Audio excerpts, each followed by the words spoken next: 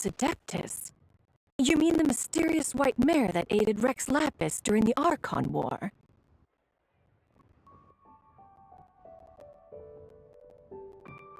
Even if it's not her, there must be some connection. She always avoided us back then, and I never knew why. Rex Lapis's recent trip seems to be related to this person as well. Xianyun! Madam Ping! Xiao! Great! You're out here! Ah, Traveler. It has been quite some time. Oh, happy lantern-ripe Paimon. You're as lively as I remember. I trust things are... Sorry, Madam Ping. No time to catch up. Something terrible has happened. What is it? Has Mountain Shaper gotten himself into trouble? Mooncarver is here with you, but he is not.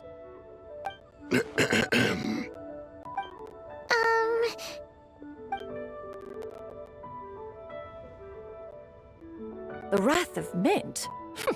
That old fool dares to utter such nonsense behind one's back. Yeah, that's not real. So, even a mere deadly self of the White Horse Adeptus was able to possess Mountain Shaper and affect his mind. No wonder Rex Lapis told us to gather here and await his orders. Mountain Shaper's cultivation is inadequate.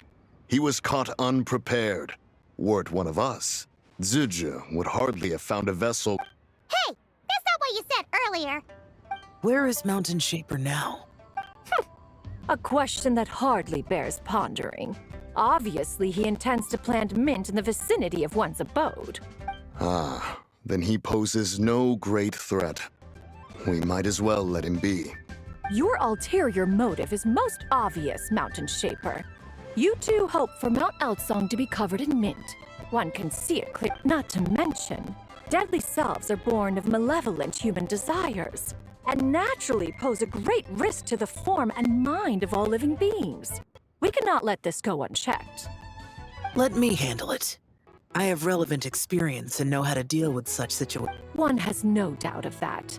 Yet your involvement would likely end in armed confrontation.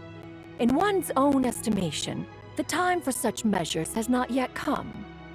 Before his departure, Rex Lapis knew that ZIBAI was active in Liyue Harbor, yet told us only to wait. It would seem, then, that Rex Lapis did not believe extreme measures were warranted here. Yes, this is quite a peculiar case. After all, ZIBAI's possession does not seem to come with ill intent. It's more like she's guiding those she...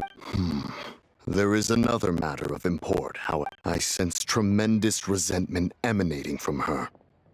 What could be its source? To render her... She was talking about the White Horse Adeptus memories, right? From what the Traveler said, it seemed like she was about to explode with rage. But why? With Rex Lapis away, if we wish to understand that which occurred in the past, we shall have... She also mentioned the curse of time. What could that... Perhaps. Erosion. Indeed. We are of the same mind. I heard that ancient clans in the mountains once regarded the White Horse Adeptus as the daughter of time. It seems there was some truth to that. The daughter of time.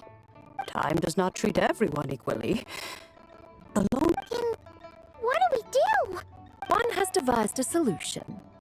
Based on what you have told us, it seems that ZIBAI is in the habit of leaping to a different host when provoked. One's plan is for us to block all escape routes while you confront. Then, if prior experience stands, she will have no choice but to possess you. However, not only are you able to sense it, you are also unaffected by the peculiar state of... In other words, in that moment, you... That is akin to walking straight into the lion's den. Allow... Yeah! Isn't this plan a bit too risky? Why doesn't Paimon try first? After all, Paimon's wishes aren't all food-related, you know. One would not suggest this course of action if one had any such reservation. Time and again, the Traveler has proved immune to ZIBAI's influence. Oh yeah! That's why what the first deadly self told you, right? Perhaps your time in Nodcry left you with the blessing of the newborn moon goddess, Traveler. And this Whitehorse Adeptus clearly has a profound connection to the moon. Indeed. I see. Have you other concerns, Conqueror of Demons? I was just trying to fathom why Rex Lapis left without explaining the situation in detail. But now I think I understand. Rex Lapis entrusted this matter to the Traveler, which means in his estimation, the Traveler must be the key, so I have no other concern. I trust Rex Lapis. Then we are all in agreement on proceeding with this plan. Very well. We should depart at once, lest we lose our chance. Let us see whether that old fool truly dares to face one's abode with Mint.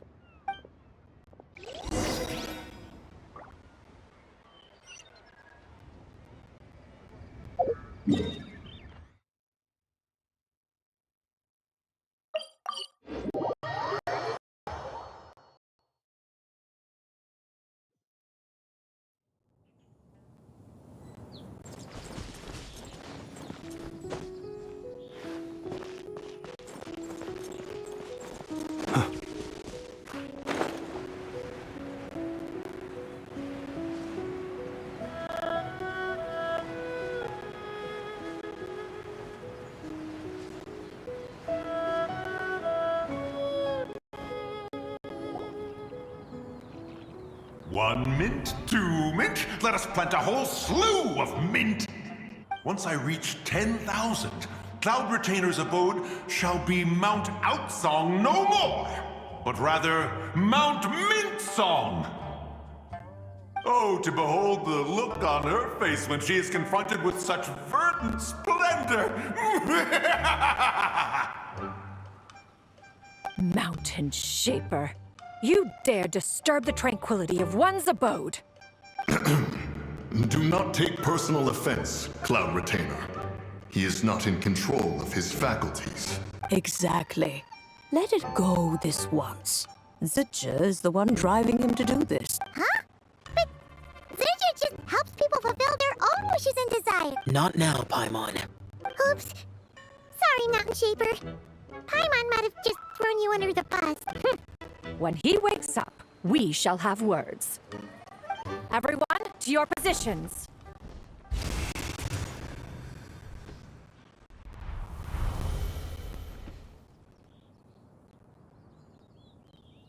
Be careful. A pest? I must catch it. Again!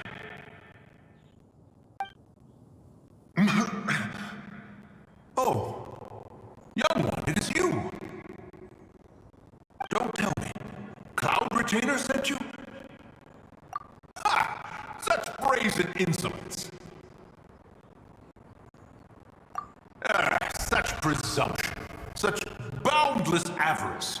That wretched adept's impudence knows no end. If she dares lay a finger on my garden, I shall smash her cuisine machine to pieces. You think I am one to fold so easily?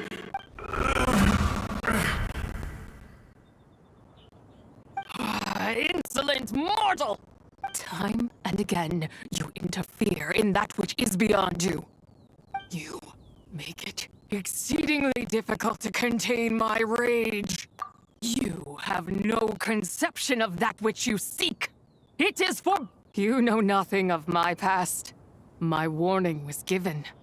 The cost entwined with this is beyond what you can bear. Stubborn mortal, you... Very well. If death is what you seek, who am I not to oblige? Come, let us see the extent of your resolve. Your wish is to behold the curse of time and the memories of this form? Then...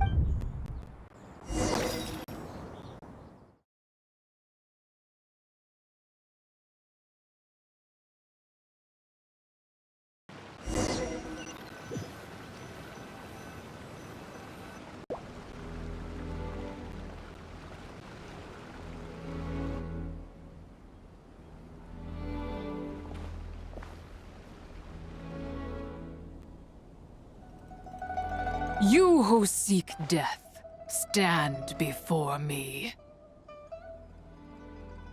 My prison.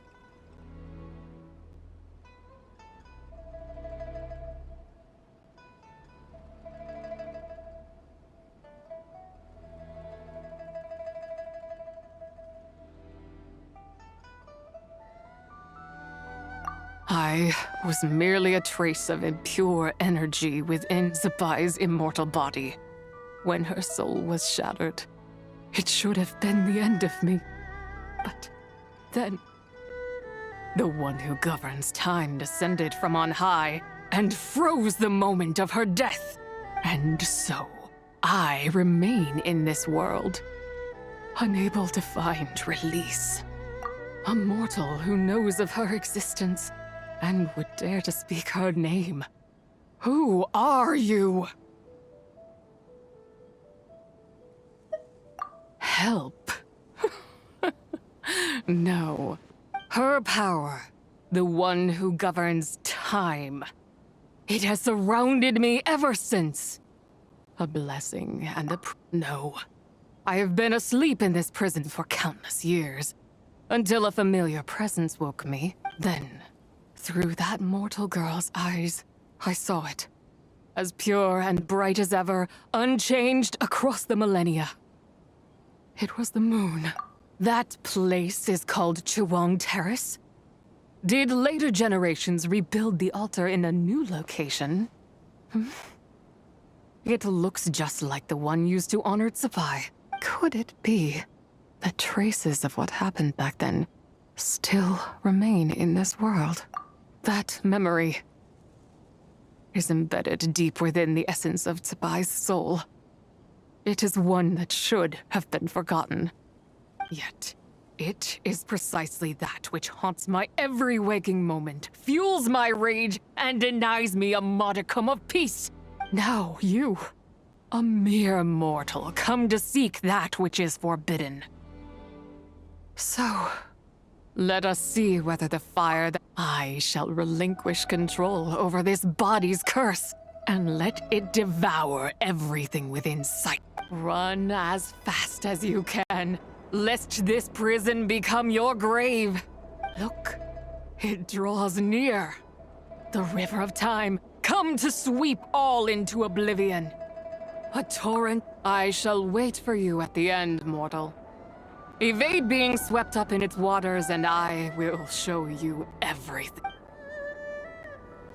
Fail, and we shall sink into oblivion together.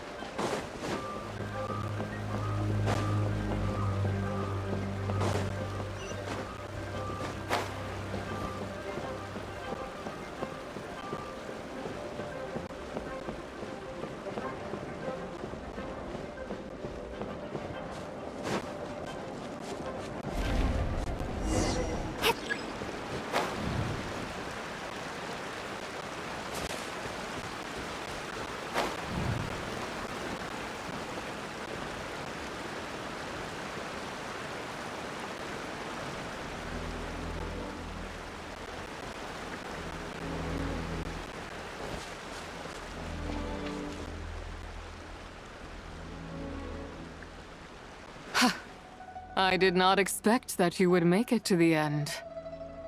Yes, it would seem even time cannot hold you back.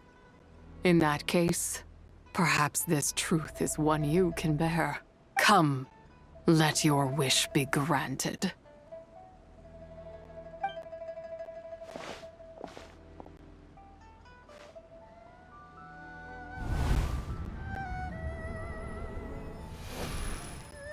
Under moon eternal, in radiant night, a maiden grants silk, soft and light. Under moon iridescent, in night divine, a maiden grants fiber for cloth so fine. Under moon of frost, in night so great, a maiden grants tools to divine our fate. What are Mom and Dad doing? Shh, just make a wish. The kind Adeptus on the moon is listening.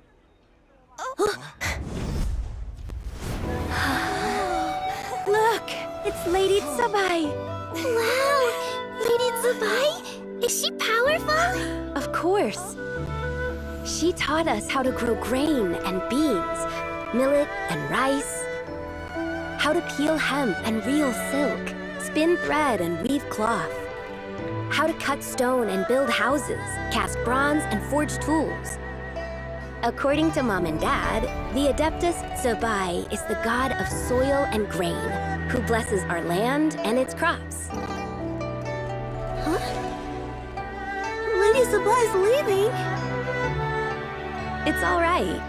We just have to wait till next year. She'll be back.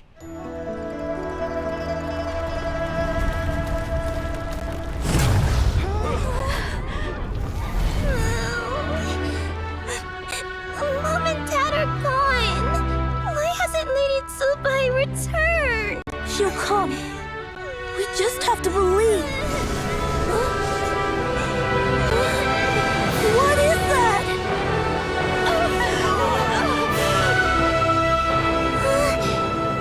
Lady ZIBAI abandoned us.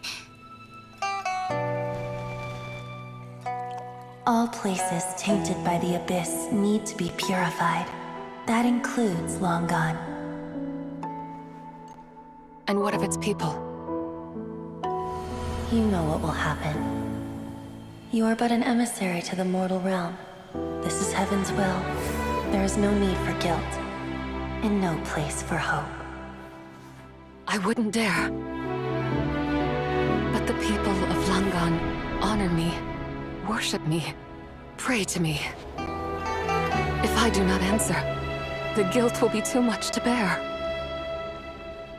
And if you do, you will meet the same end. Then as their god, I shall die among them.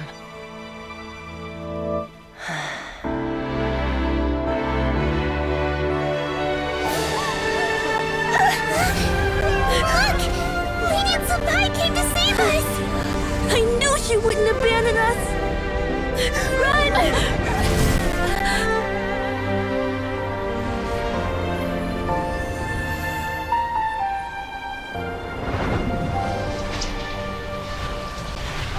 You have done enough.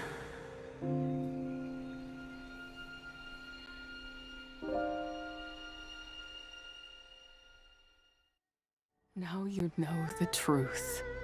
These are the memories that suffocate me where I stand and crush me under their weight. Not just my nation, but the people I loved.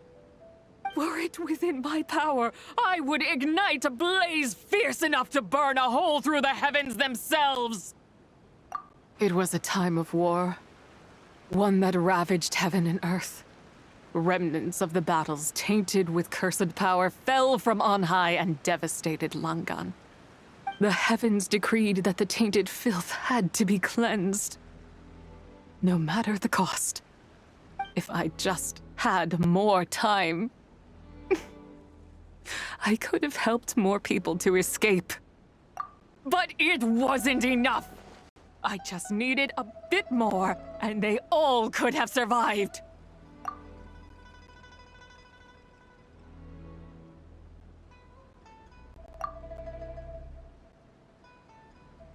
I never imagined there would come a day where I found peace. So long this rage has been within me. Yet here in this moment, it has stilled at last. Thank you. If you wish to bring ZIBAI back to life, mortal, Then you may take the part of her soul that lives in me. Just remember, from this moment onward, the fate of Langan's Fallen rests on your shoulders. And that cannot now be changed. As I said before, I am but a remnant of ZIBAI's adeptal form, a manifestation of her wrath that was not meant to linger in this world. By taking away this fragment of her soul, you take away my shackles as well. So, let it be done. Ah, it's your turn to grant one of my wishes, is it? Very well. In regard to my fate, and that of Langan's Fallen, I know there is little I can demand of you. However, should another raise a war banner against the heavens someday, let my name be set upon its cloth. I ask for this, and nothing more. Now, take what you came for. I was a lone moon, shrouded and dimmed in cloud-veiled night. Now darkness breaks, free and unburdened. I reclaim my light.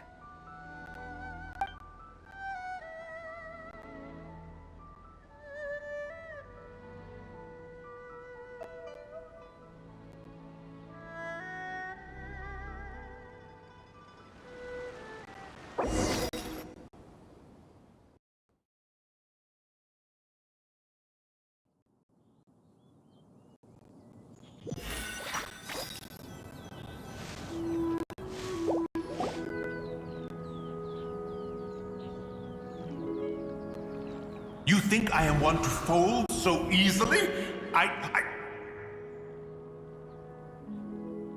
Ah, young one. What brings you here? My, what exquisite mint seedlings. Was it you who planted them? I had not taken you for one so versed in the horticultural arts. I must insist that you visit Mount Hulao. There is much we could learn from one another. Ah, but this is Cloud Retainer's abode. She does not appreciate the verdant wonder that is mint. We should leave at once. If she sees us here, there is little I can do to protect you. You weren't? Was it Mooncarver then? My, what nerve he has. What? Looks like Mountain Shaper is back to normal. Has the matter with ZIBAI been resolved then? Wow, that was fast. That took, what, like, a second? A second to us, perhaps. But for the Traveler, I imagine it felt much longer than that. One's plan was most successful then. And you're all right, Traveler. You don't feel strange in any way? Well, sounds like good news all around. I'm glad this matter is resolved. What is this matter you speak of? The possession of that mortal child? The matter of ZIBAI may have been resolved, but there is another that is far from over. The mint you planted around my abode. Perhaps you have a moment to spare for a little chat, Mountain Shaper.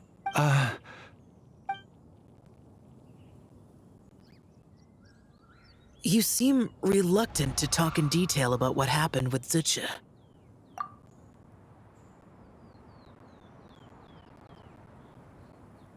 Don't worry. I won't ask you to reveal her secrets to me. And I doubt the other Adepti will either. Huh? You don't want to know what happened? The expression on your face. I know it well, Traveler. It's one I've seen Rex Lapis wear on many occasions. Whatever you learned, it must be too heavy to... But you're okay, right, Traveler? That deadly self didn't hurt you, did she? Well, as long as you're not hurt, Paimon doesn't need to know anything else. Even so, I hope you feel like you can entrust me with it. If I learned anything from our time together, it's that one should not have to shoulder such a weight alone. Not to mention that certain knowledge brings danger in its wake. I would never want you to feel forced to be the sole keeper of such secrets. Yeah, kind of like how one person can't finish a whole slug. Exactly! Wait, no! Paimon's just saying we've got loads of friends who'll be more than willing to lend it. I never knew there was such a tragic chapter in the ancient past of this land. So, the people of that nation worship the White Horse Adeptus as the god of soil and grain? It would seem, then, that Rex Lapis had a similar reason for withholding the details of his recent trip. I've often wondered if he had companions to stand by him before we met, or if he was forced to face things alone. Regardless, Lantern Rite takes place in 2 days. Let's meet back up again there. If there's no news of Rex Lapis by then, we'll have to come up. Fingers crossed it all goes well.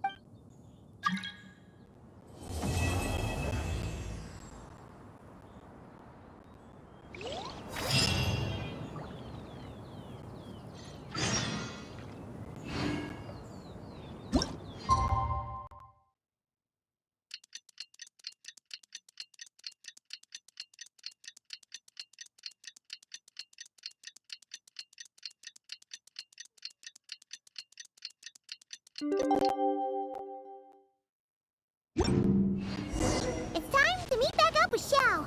Let's head to Mount Outsong. What's the hurry?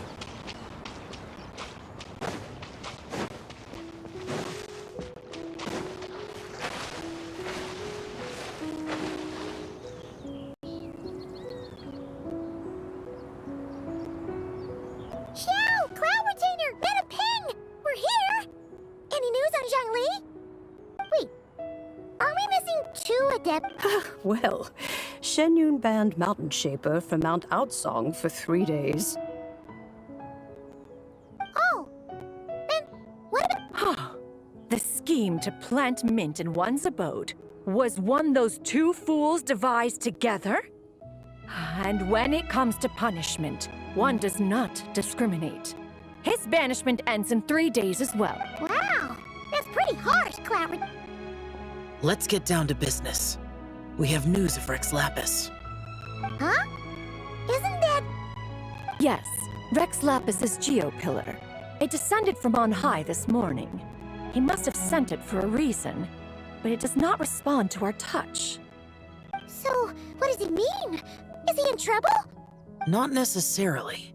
It could be a message only a specific person is... Traveler, you alone spoke to Rex Lapis Oh, so he... Give it a try.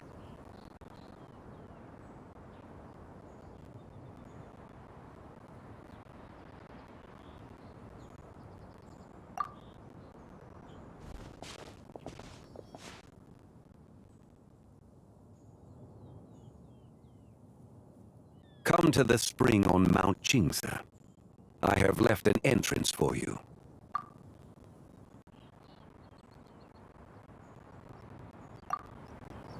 Well?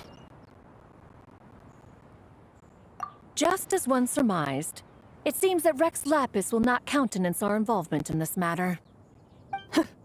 That would not surprise me in the slightest. He's always had a soft spot for the traveler, after all. But be that as it may, we have served Rex Lapis for millennia now.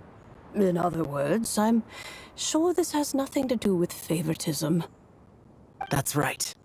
So you mustn't let your guard down, even if Rex Lapis is by your side. All right, let's get going. We'll try not to keep you all waiting.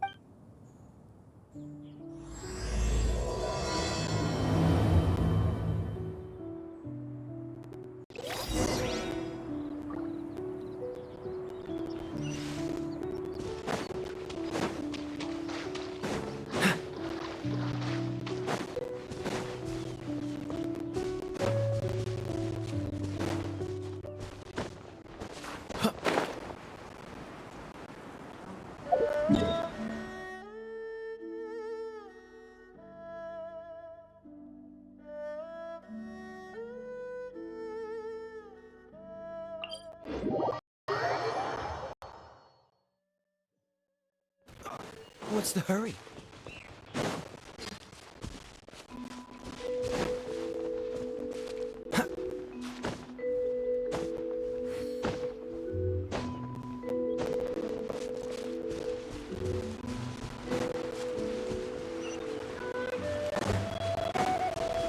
Keep your eyes peeled. They should be around here somewhere.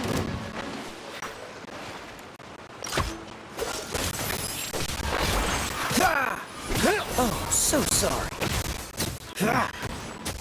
Freeze! That single... Dodge this!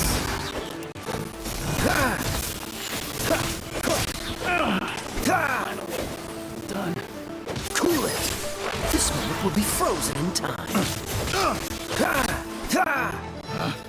Picked the wrong test subject.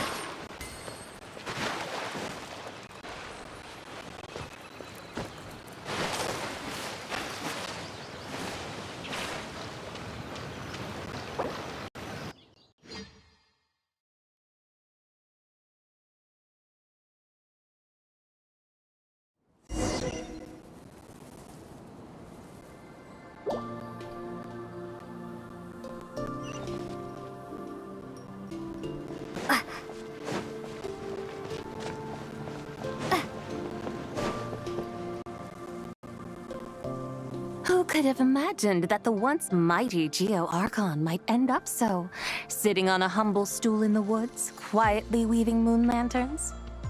You really do look like an old man now. This is a Shao lantern, not a moon lantern. In ages past, when the gods waged war and the world was in turmoil, these lanterns were lit to guide fallen warriors back to their home. Had you tarried in the mortal realm for but a little while longer, you might have become quite accustomed to them. Even so, it bears such a striking resemblance to the moon lanterns they used to offer up to the heavens. Could this truly be mere coincidence?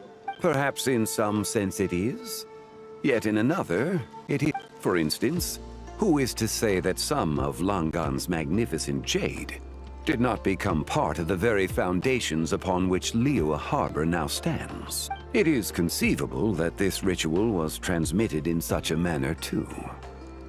Now, let's not let ourselves get carried away. For all its splendor, do not forget that, in the end, even Langan could not escape its heaven-sent fate. Alas, it is just a pity that the little creatures of this world may never again lift their eyes to the moon, even should misfortune befall them.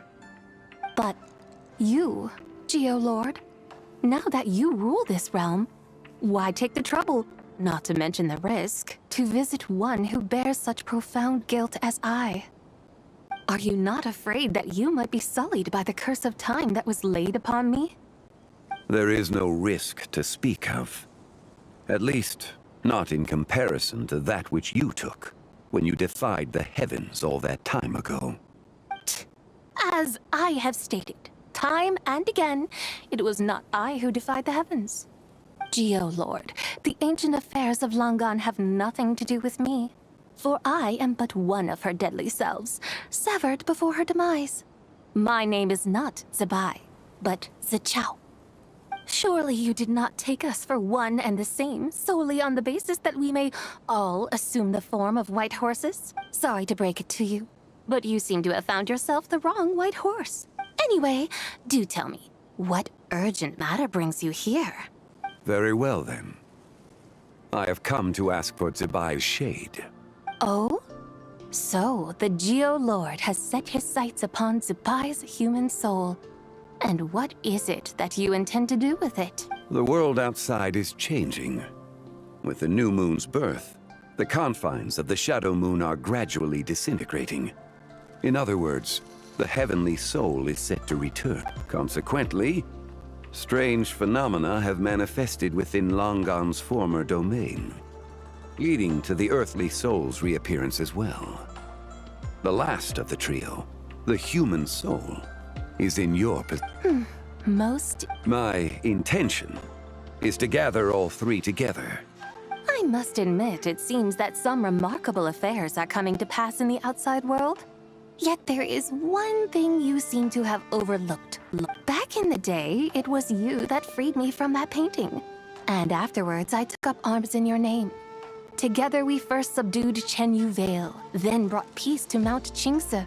It was for this cause that the contract between... But now that the debt has been repaid, what cause have you to expect my aid? Zibai and I have long been friends. Given not only that you were manifested from a corrupt desire within her divine form, but that you also possess a fragment of her soul, how can you purport to be the wrong White Horse? I think you'll find that we are now as separate and distinct as any two beings ever were. What once shone with radiant purity has long become dust. What you see, oh great Lord of Geo, should this still be unclear to you, I bid you take your... It seems that the fault lies in my own lack of consideration. As you wish. I shall let this matter rest. Wait! One moment, if you will. Should this not be your opportunity to propose a new contract? The part where you make me an offer I simply... Even those puny mortals know how to haggle when striking their bargains. Should you, the famed god of contracts, not likewise strive for success through negotiation? Come now, enough with the posturing. It's time to name your price. Very well. I had, in truth, prepared a new contract for your consideration. I knew you would not come before me unprepared. Yet, you should know that I want for nothing, for I live in the mountains, carefree and untroubled. Occasionally, I even find sport in teasing the mortals who stumble into my presence. Then why persist in telling them those ancient stories? I speak of what transpired before the sky collapsed and the earth sank into itself. That is merely my way of passing the time. And what of it? Would any believe, much less remember, the ramblings of a mountain hermit? Those tales have long since spread throughout the mortal realm. Who?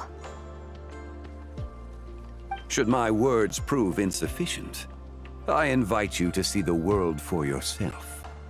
To this end, I have found you a pair of trusty guides. The lantern rite is presently underway in Liyue, and should prove quite intriguing for you. So this, then, is the contract you have prepared for... Indeed it is.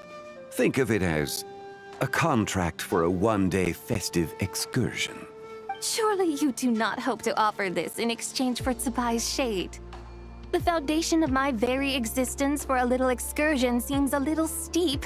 Why not see for yourself? You can always decide afterwards. The final determination, of course, shall rest with you. Is that so? Then perhaps this deal might not be entirely off the table after all. Where then are these guides of which you speak? Hey, it's John Lee! Oh, we've been looking for you everywhere. We thought you might have... You're here. So these are my guides. Well, well. They certainly look the part, I'll give you that. Guides? Oh, you poor innocent little creatures. The benevolent Lord of Geo has sold you to me, which means that for the rest of this day... Sold us to you? Just what have you gotten us into? The situation is not quite as dire as that would sound. I ask only that you accompany my Adeptus friend on a tour of Liyue. I would suspect that depends on how well you entertain... Entertain you? Let us start with this Liyue harbor of which I have heard so much. Nowhere is quite so fascinating as a place teeming with little mortals. How come this Adeptus sounds so different from what Paimon imagined? Okay, we'll take care of it. Get ready to find out why they call Paimon the best...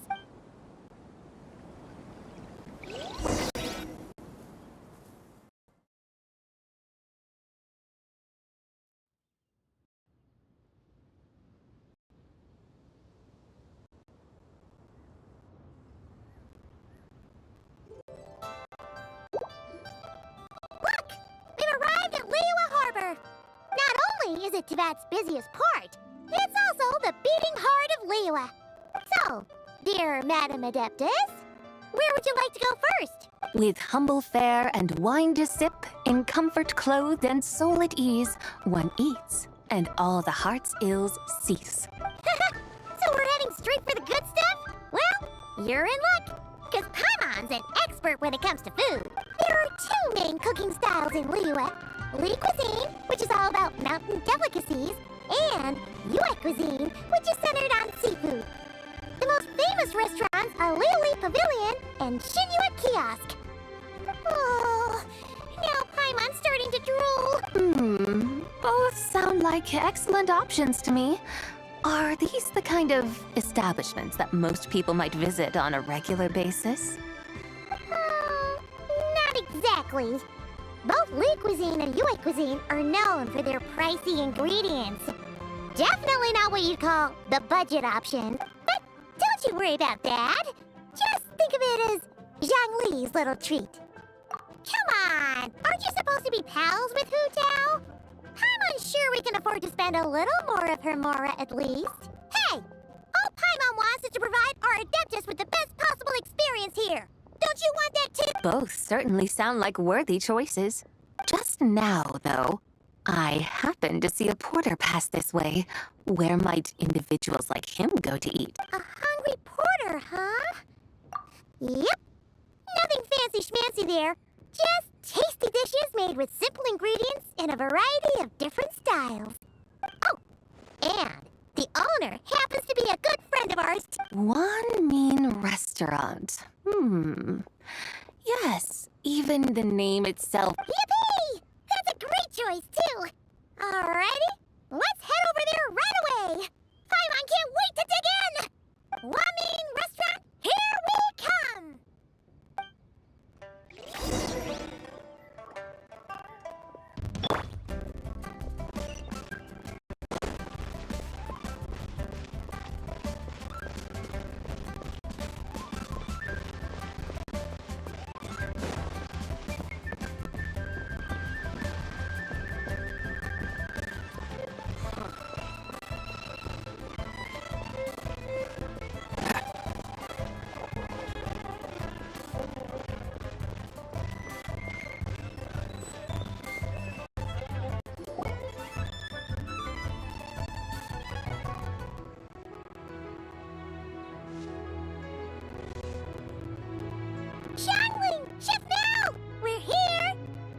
Oh, hello there. What a surprise to see you two. Well... Hey there, Traveler and Paimon. A little busy today, so grab a table while you still can. But... I don't think I've met this lady before. Is she a new friend? You could say that. Oh, I see. Well, hey there. A friend of the Traveler's a friend of mine, too. Don't worry, we'll take good care of you. Just order whatever you want, it's on the house. By the way, I'm Zhangling. I cook here at One Mean Restaurant. What? Miss Xiangling, have you ever heard of the White Horse Adept? Of course. What about... I am her. And... Huh? You mean you're an Adeptus? Oh, you young'uns crack me up. Come on, Xiangling. You've got to keep up with the time. Haven't you heard of cosplay? It's like a role-playing game where you dress up as famous characters and pretend to be them. Seriously, it's all the rage, and it looks like this young lady is quite the expert. Your friends sure keep their fingers on the pulse, huh, Traveler? Wow, Dad. Didn't know you were so tuned in. But how come I haven't heard about it? You gotta listen to our customers. Didn't I tell you to spend less time chasing after wild vegetables and more time making friends? Hey, I like making friends too. Isn't that what I'm doing right now? Anyway, even if it is just a costume, is it alright if I still call you White Horse Adeptus? Of course it's all right, because that's exactly who I am.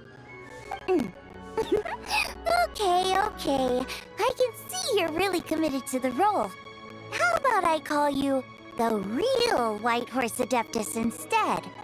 In that case, you can call Paimon. You're right. Puny mortals. Nevertheless, I suppose it might be amusing to indulge in... All right. Go grab yourselves a table. I'll come take your order in a bit.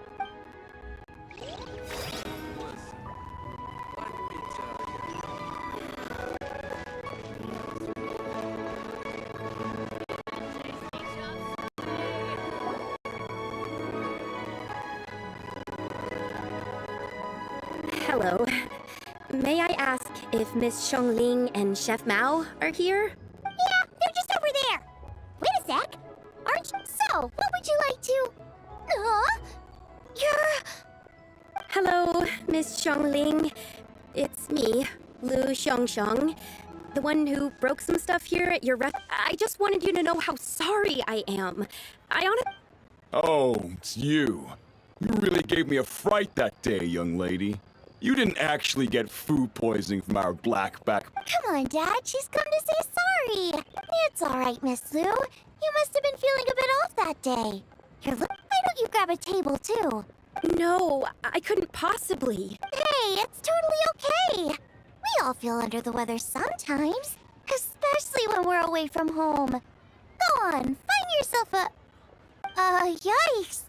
Looks like all the tables are taken. Wanna come sit with us? We've got an extra seat over... Thanks, guys. So what... I should very much like to sample your... It wasn't poison. So that's one portion of blackback perch stew. How about you guys? Paimon wants... Sure thing. Looks like Paimon's having trouble making up her mind. Anyway, I guarantee... Let me think. Well, since the blackback perch stew is on the spicier side, I guess it makes sense to balance it out with a serving of stir-fried shrimp. And since it's Lantern Rite season, you better try out the triple-layered consommé and come and get it too! Those are our seasonal specialties. As for the carbs, since we've got a full table, how about some right at home? Along with our special chili mince cornbread buns. Trust me, you... And for dessert, I'll whip you up some Lucky Snow Delight! I just came up with it a few days ago. Wow! Sounds like quite the feat! Am I the only one who thinks that's... Wait, not at all. Don't worry, I know what I'm doing. And to top it all off, our star dish, Adeptus Temptation. You should know that we don't often serve this here at Wanmin Restaurant, but since this is my first time cooking for the White Horse Adeptus, I'm pulling out all the stop. Okie dokie, just sit back and relax. Hold on. Did I just hear Miss Xiongling mention the White Horse Adeptus? You did indeed. And you're looking right at her.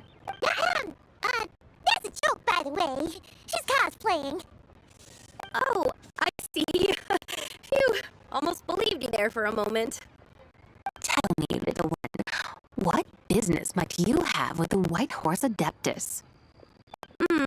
It's a long story. Basically, a while back, I took part in an archaeological dig over at the chasm. While we were there, we discovered a number of relics. Our findings show that they date back to the era of Long Gone, an ancient nation whose people are said to have been the ancestors of some of the modern-day inhabitants of Chenyu Vale. And why might such matters concern the White Horse Adeptus? Because some of those relics not only seem to contain textual references to her, but even depictions of what she looked like. There have long been legends claiming that the White Horse Adeptus was a deity of that era, but there are plenty of other theories out there too. If I could just locate some more detailed records, So you're into... history? Well, to tell you the truth, I actually joined the archaeological team by sheer accident. But once I'd started down this path, I knew that I wanted to make... Recently, though, things seem to have taken a turn for the worse. Still can't believe I caused such a mess, and... Oh, so you're considering becoming a martial artist now instead? No, I mean, they weren't seriously hurt. It was just a few scratches, and they... Either way, my career is pretty much over. And even though both the victim and the Ministry of Civil Affairs say they won't be pursuing the matter any further, my father says he's going to punish me according to our Family rules? Yeah, he's decided to ground me. I'll have to return to Chaoying Village after Lantern Rite, and goodness knows when I'll be allowed to leave again. Wow, that's harsh. Sounds like the kind of thing only rich, super traditional parents... We're not exactly rich, though. All we own are a few tea fields in Chaoying Village and a guest house in Liyue Harbor. A guest house? It isn't... by Suju guest house by any chance? Yep, he's my grandfather. So, you've heard of the guest house before? Small world, huh? Come to think of it, didn't Boss Lou mention something about hoping that the White Horse Adeptus would show up and let... Sure, but Paimon's guessing this wasn't exactly what he had in mind. Little one, it sounds to me that your family is rather well off after all. What then drew you to archaeology? Why subject yourself to such unnecessary hardships? Even if I stayed at home, there's no guarantee I'd lead a nice, easy life. Just look at my father. Recently, my grandfather put him in charge of the guest house, and he came up with a bunch of ideas right away, starting with changing its name. That didn't turn out well, though. My grandfather yelled at him for days, even calling him a bad son, and they still haven't let it go. Oh! Paimon thinks we might have heard about that. Long story short, being dependent on others is never fun. You just end up being... That's why I will make it on my own out here, no matter how hard it is. After all, as the saying goes... What's so funny about that? You poor, innocent little creatures never fail to amuse me. To think you would endure all manner of hardships in your brief time on this mortal plane, and all that merely to rise above others. I would have thought that the wiser path would be to simply roam this world as I do. Huh? Tell me, what is it that you truly delight in? Archaeology? Martial arts? Tea planting? Or perhaps the keeping of a guest house? What I delight in? Yes! Surely there must be something you don't find quite so exhausting. Whatever delights you should not feel like a burden. But do things like that really exist? Of course! Take Miss Xiangling, for instance. I defy you to detect even a hint of hardship on her face when she wields her walking spatula. So, since it seems you are resolved to tread the rocky path, you should strive with all your might to pursue that which brings you delight. You mean, like cosplay? I suppose you might say that. Looks like the White Horse Adeptus is really getting into her role. I think I get what you mean then. Maybe I should have a chat with Miss Xiangling before I head home. Okay, everyone. Sorry to keep you waiting. Here's your food.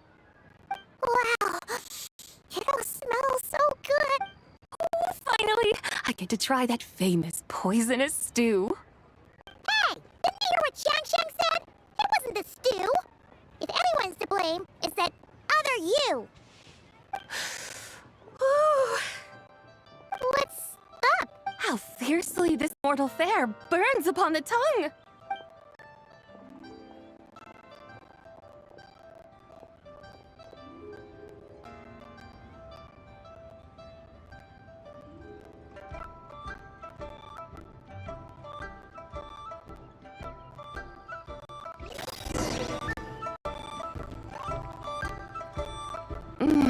Most satisfying as poisonous stews go. So, where to now? Oh, there's plenty of entertainment options in Liyue. Paimon will tell you that. The locals like to drink tea, walk their pets, play chess, watch operas, attend storytelling performances. Storytelling performances? You know, like listening to people telling stories. They're usually based on old Liyue legends, just like their operas. Stuff like the Divine Damsel of Devastation, Through the Eyes of a Dragon. Oh, What about the story of the bright moon that sits in the sky above us? Paimon doesn't think she's heard that one. Still, the moon does come up quite a lot. It's even in the name itself. The Yue in Liyue actually means moon. Since we're on the subject, you like telling stories yourself, right? Why don't we go check it out? In that case, I'll have to trouble the two of you to lead the... Awesome! Let's go! Third round knockout, here we come! Should I save this money or invest it?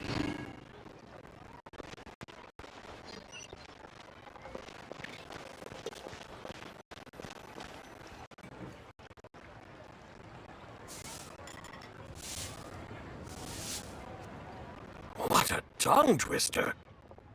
I'd have made a complete fool of myself if I tried to say it on stage without practicing it first. Huh. Call yourself Iron Tongue, Tien. Wobbly Tongue, T. I used to have that problem, but if you just take your time to grasp the meaning and commit— You're right, Miss Yoon. Hey, Yunchin! Fancy seeing you here! What are you two talking about? Ah, Traveler and Paimon, we meet again. And who, may I ask, is this? You may call me the White Horse Adeptus. The White Horse Adeptus? She's not really an Adeptus.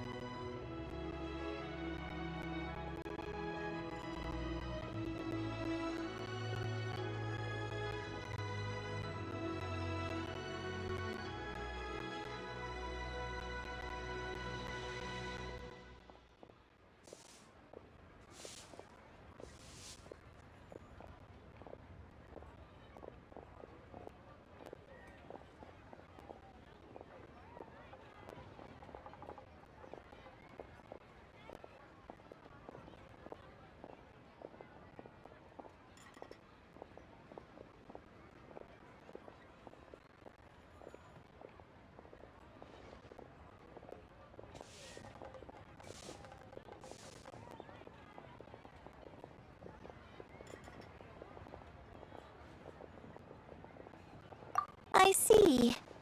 Well, it certainly looks like a lot of fun. Oh, funny you mention it. This type of thing is actually something I'm quite familiar with. Once, to perform Through the Eyes of a Dragon, I decided to imagine that I was Rex Lapis himself. It was the only way to truly inhabit his mindset and understand his resolve to quell the... Sounds like you just wanted an excuse to feel all big and powerful. Hey, that's... You just don't understand how inspiration... You're one to talk. Paimon's traveled all... All right, then. Since you claim to be so knowledgeable... An ancient poem. Ha! See? You mean to tell me you've never even heard... What kind of a title is that? Quit teasing, Paimon. We only just found out about that ourselves. When we first saw it, we couldn't figure out what it all meant. So in the meantime, we decided to just refer to it as... However, thanks to the painstaking work of the scholars who were tasked with decoding it, it seems like that's exactly what it was. Or rather, an ode offered in veneration of the moon. Oh yeah! Didn't Kuching mention that before? That is correct. The Ministry of Civil Affairs has issued a notice stating that, although it is true that the moon may disappear tonight, we should be in no danger. But if you're worried, we can always take a leaf from the Book of the Ancients. By reciting this poem, I mean, and calling for the White Horse... Seriously? Paimon has...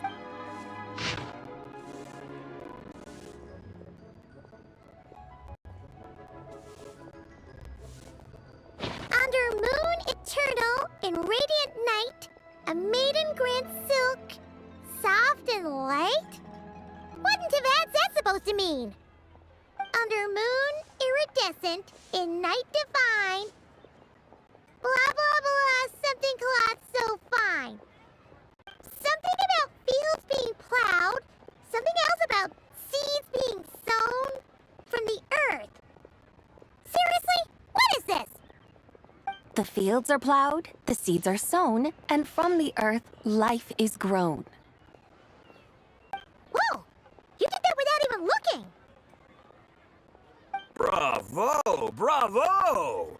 We have an expert in our midst.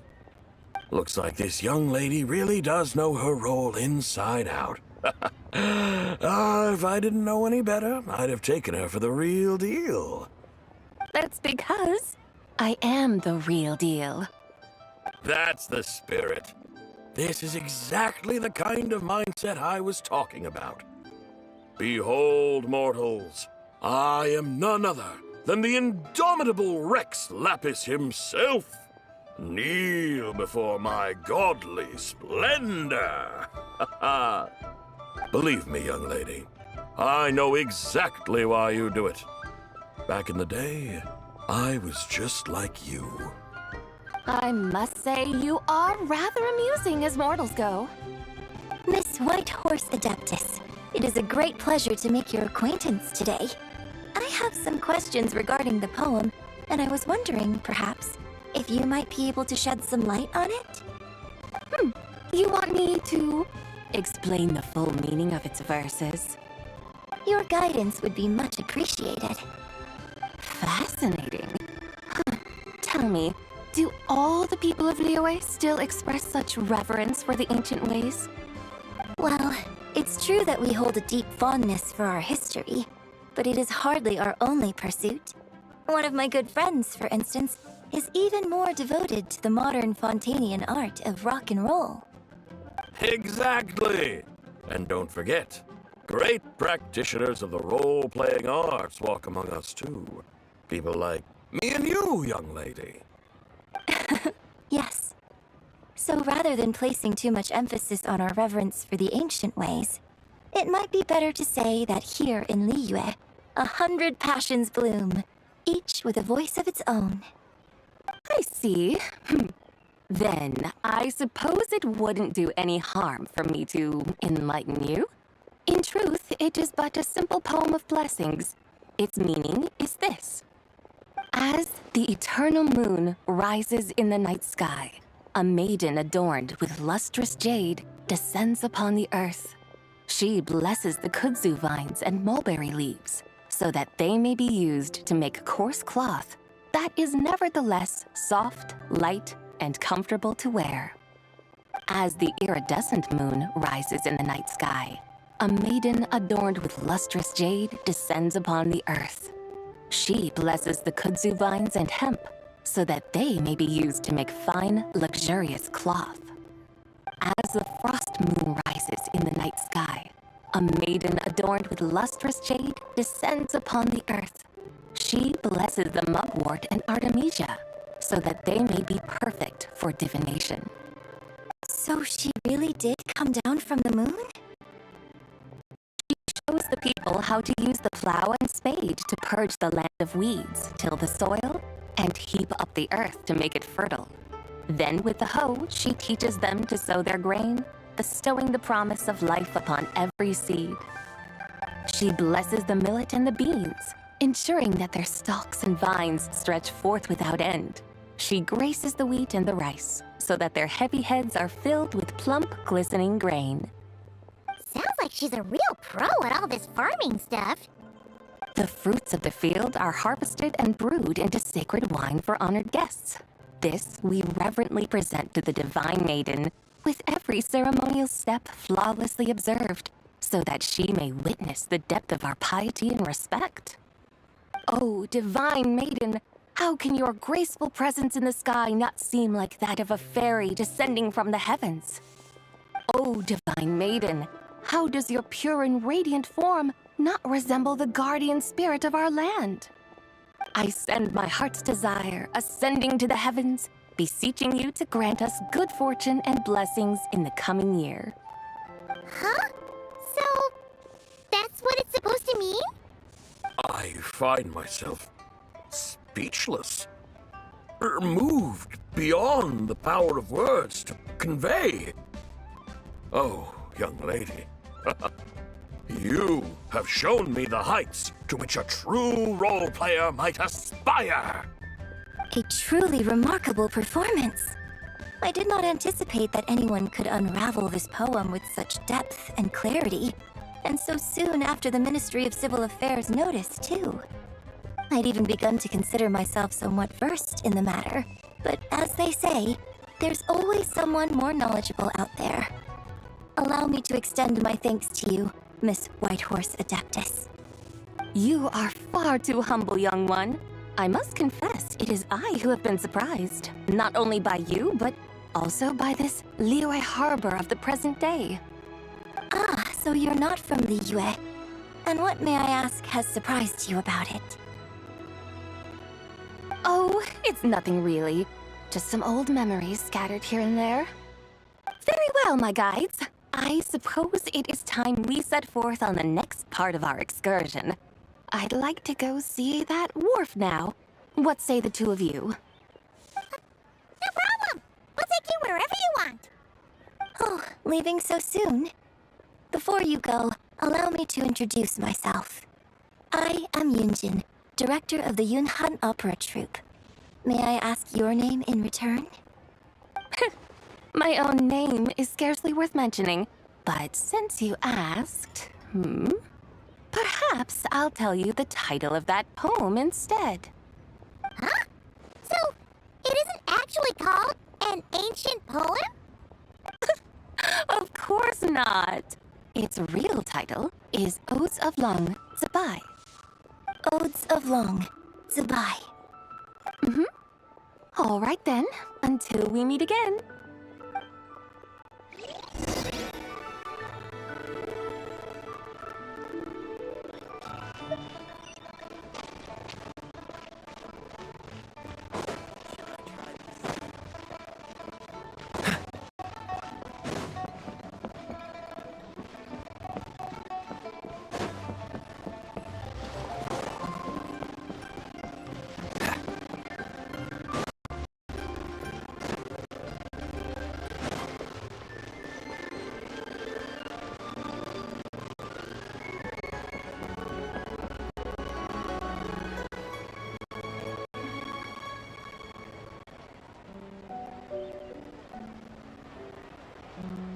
Hey, Ganyu! I almost forgot to mention.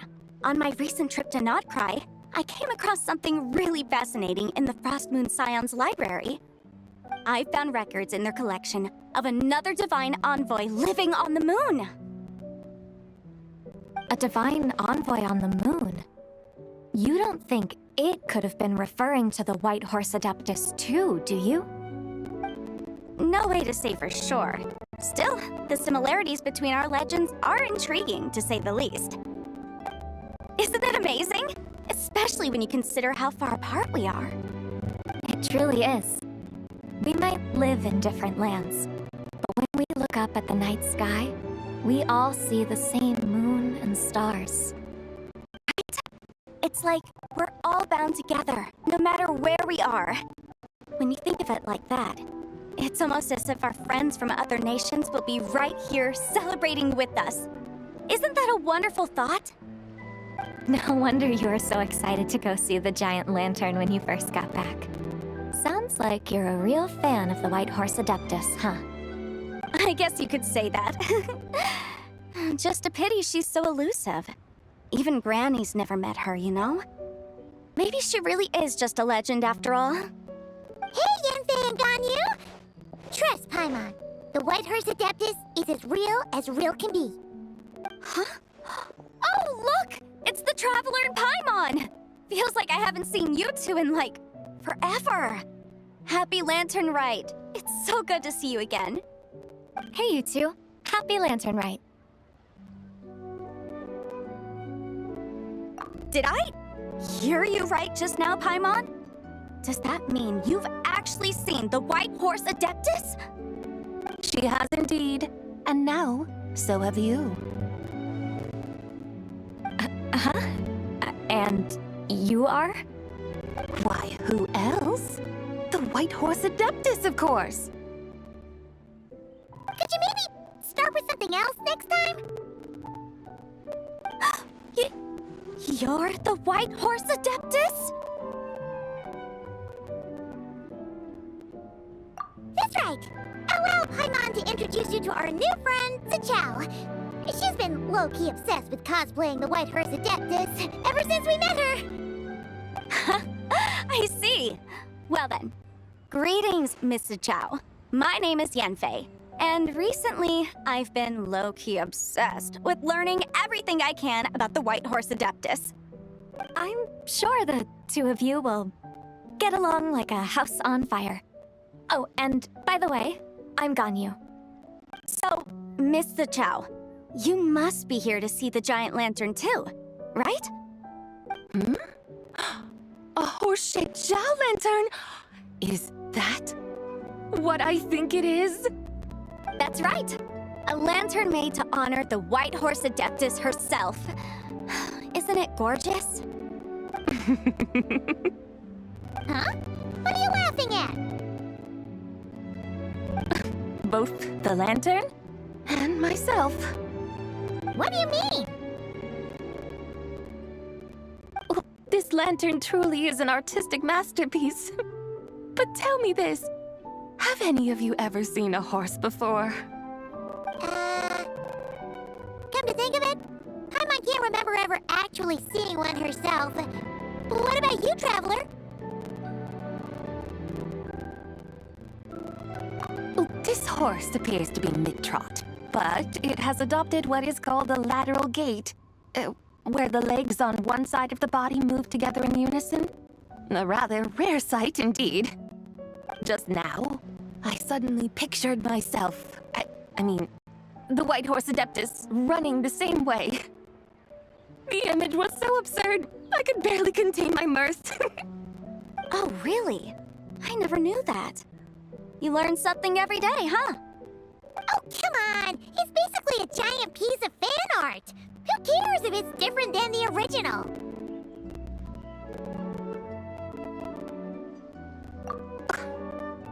I was merely laughing at my own ignorance. I came here thinking that the White Horse Adeptus's tale had been long forgotten. Yet here I am, gazing upon a lantern made in her honor. Well, you couldn't have been more mistaken. There are so many tales about the White Horse Adeptus, I'm starting to lose count. Just off the top of my head... Just so you know, Yanfei, we've heard it all like a million times before. Uh-huh. But there's one thing I can guarantee that you haven't. Huh? You mean like a new chapter of her stories come to light? Mm-hmm. And I heard it from Ganyu just yesterday. Hey, why don't you share it with the others? Sure, no problem. Where to begin? Do you guys still... Of course! It's a festival held in honor of the Stove God. That's right. But it took a really long time for the Stove God Festival to become what it is today. Its earliest form, it was actually an adeptal ritual known as the Moon Chase Rite. Paimon remembers Madame Ping mentioning that before, but she never explained exactly what it was. According to Cloud Retainer, the Moon Chase Rite was originally a ritual meant for communicating with the moon. Communicating with the moon?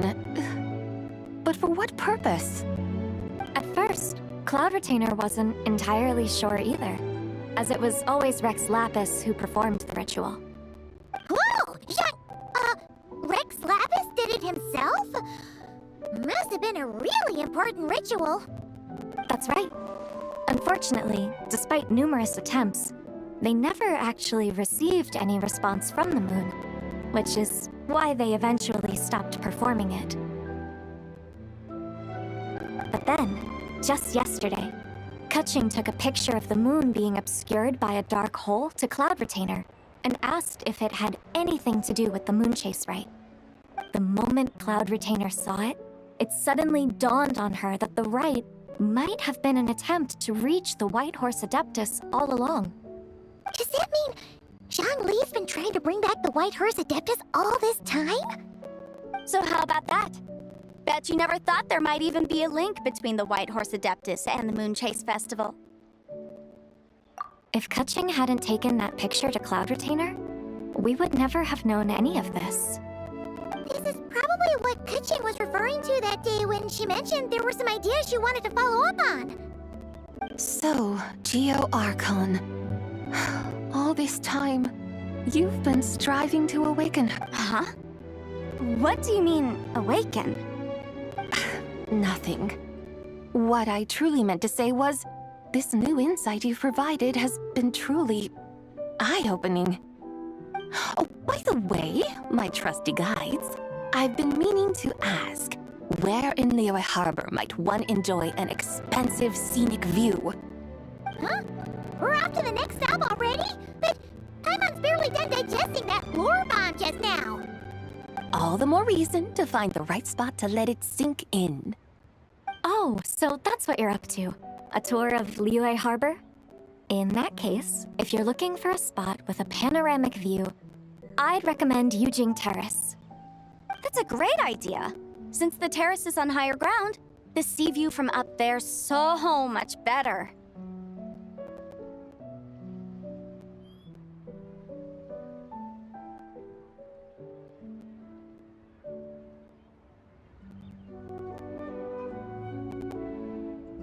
Great! Well, the lantern ride's about to start, so we should get back to Granny's now. Hope to see you all at the festival tonight. Oh, you're off too? All right then. See you both soon. See you soon.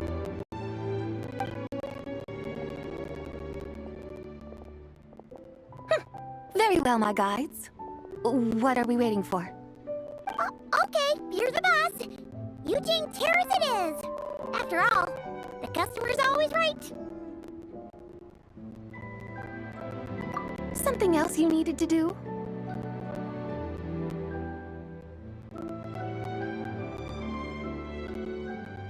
Oh, Paimon likes that idea. And what, may I ask, is a... It's this awesome invention that lets... Oh? What must I do in preparation, then? Nothing. All you gotta do is choose a pose. The Traveler will handle everything else.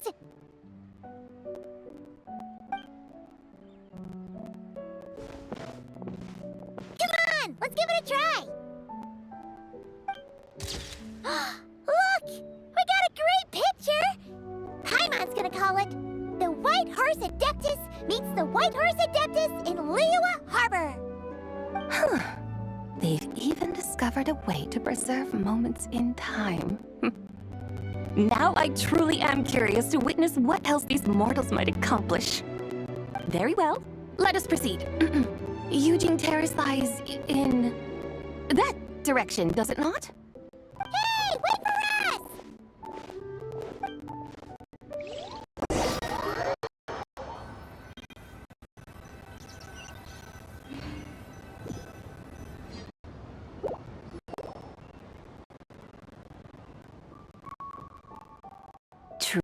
A marvelous view if ever there was one.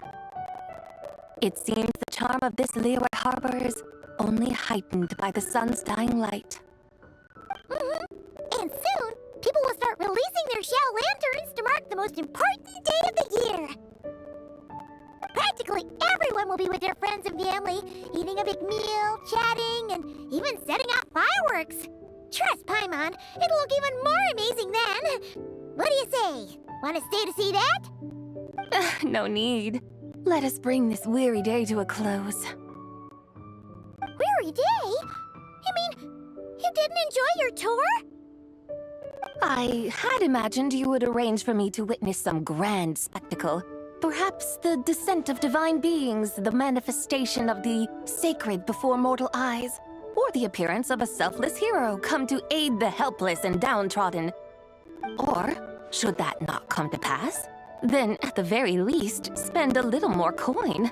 For that, it seems, is how one finds true enjoyment. Alas, but there was none of these.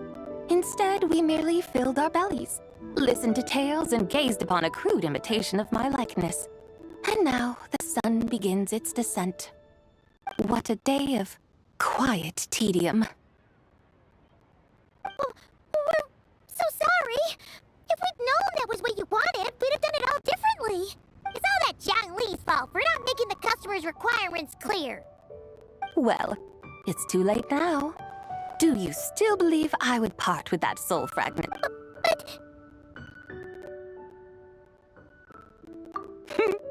I knew you were the more astute of the pair. Huh? You were just trying to scare Paimon? It seems the realm of the Geo-Archon has a way of making one more... stone. So, you were just pulling Paimon's leg? Of Of course. I was merely engaging in a little banter with the two of you. Long ago, I shared tales with various mortals who chanced upon my mountain abode.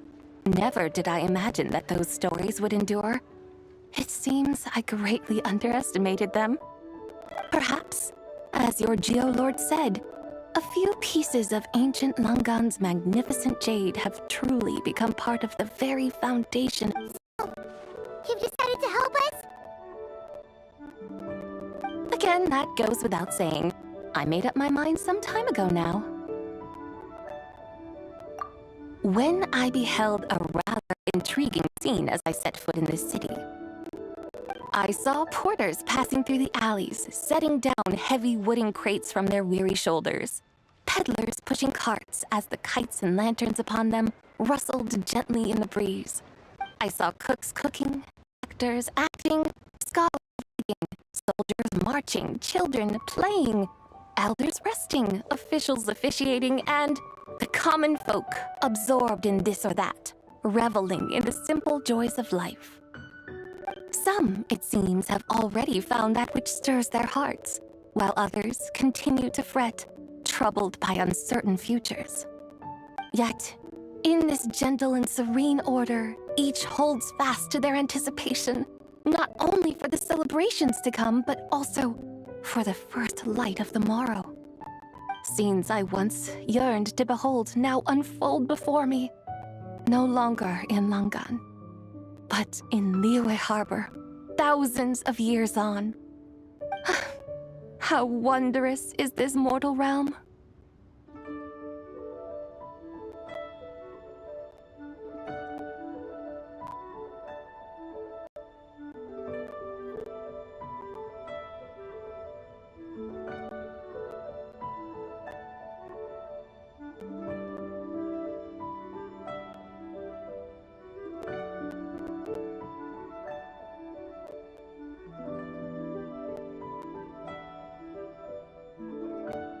Thank you, Whitehurst Adeptus!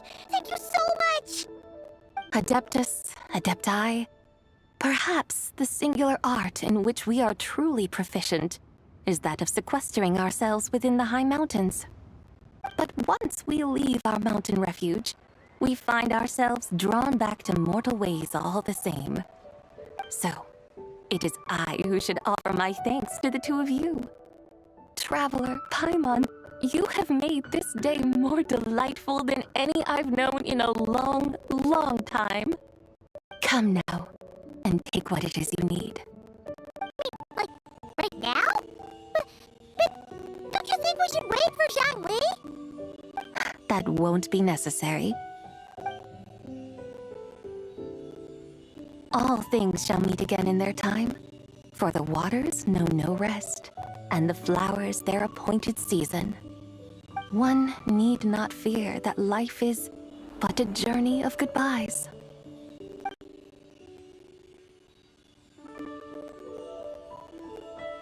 Is she gone?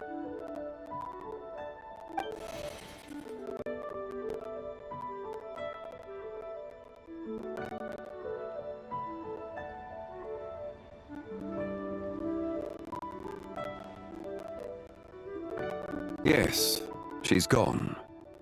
A deadly self is formed from the body's impure vapors, so naturally it cannot survive long in this world. Had it not been sustained by the remnant of ZIBAI's soul, it would have faded away a long time past. Now that the remnant is gone, it has severed its ties to the mortal world. Zhangli! When did you get here? A while ago. I would have thought you'd at least want to say goodbye. Though mountains endure, the ceaseless waters will, at last, wear away their sharp edges. Thus, it may be goodbye for now, but someday, we will meet again.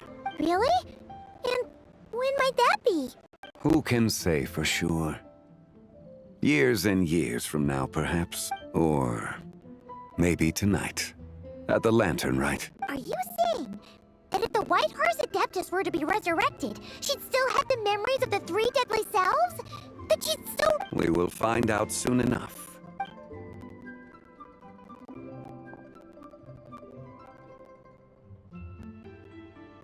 It is time.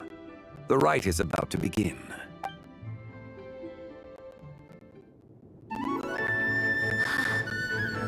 The rite is about to begin. Is the moon really gonna disappear? Got your lanterns ready, everyone? All set. Might be about time to put eyes to the sky. Wouldn't you say, Tianquan? Look!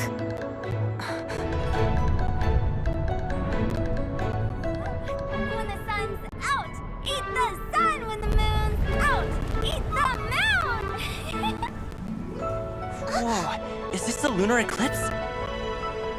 Under moon eternal, in radiant night, a maiden grants silk, soft and light.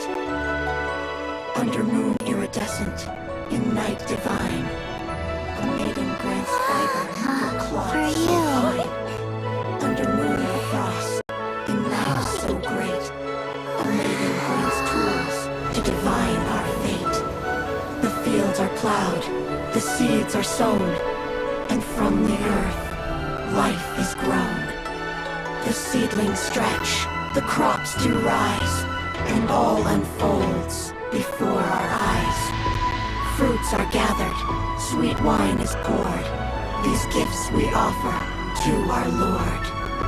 Pure is heaven, so fair and bright, she shines as light in this dark night.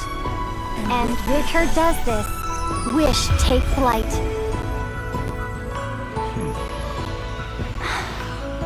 Devoted soul, scattered and unbound. Let this lantern guide you home. By its light be found.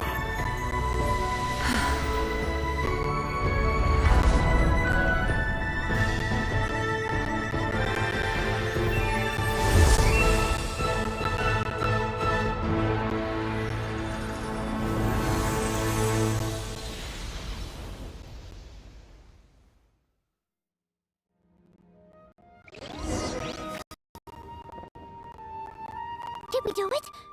Do we finally get to meet the real White Horse Adeptus?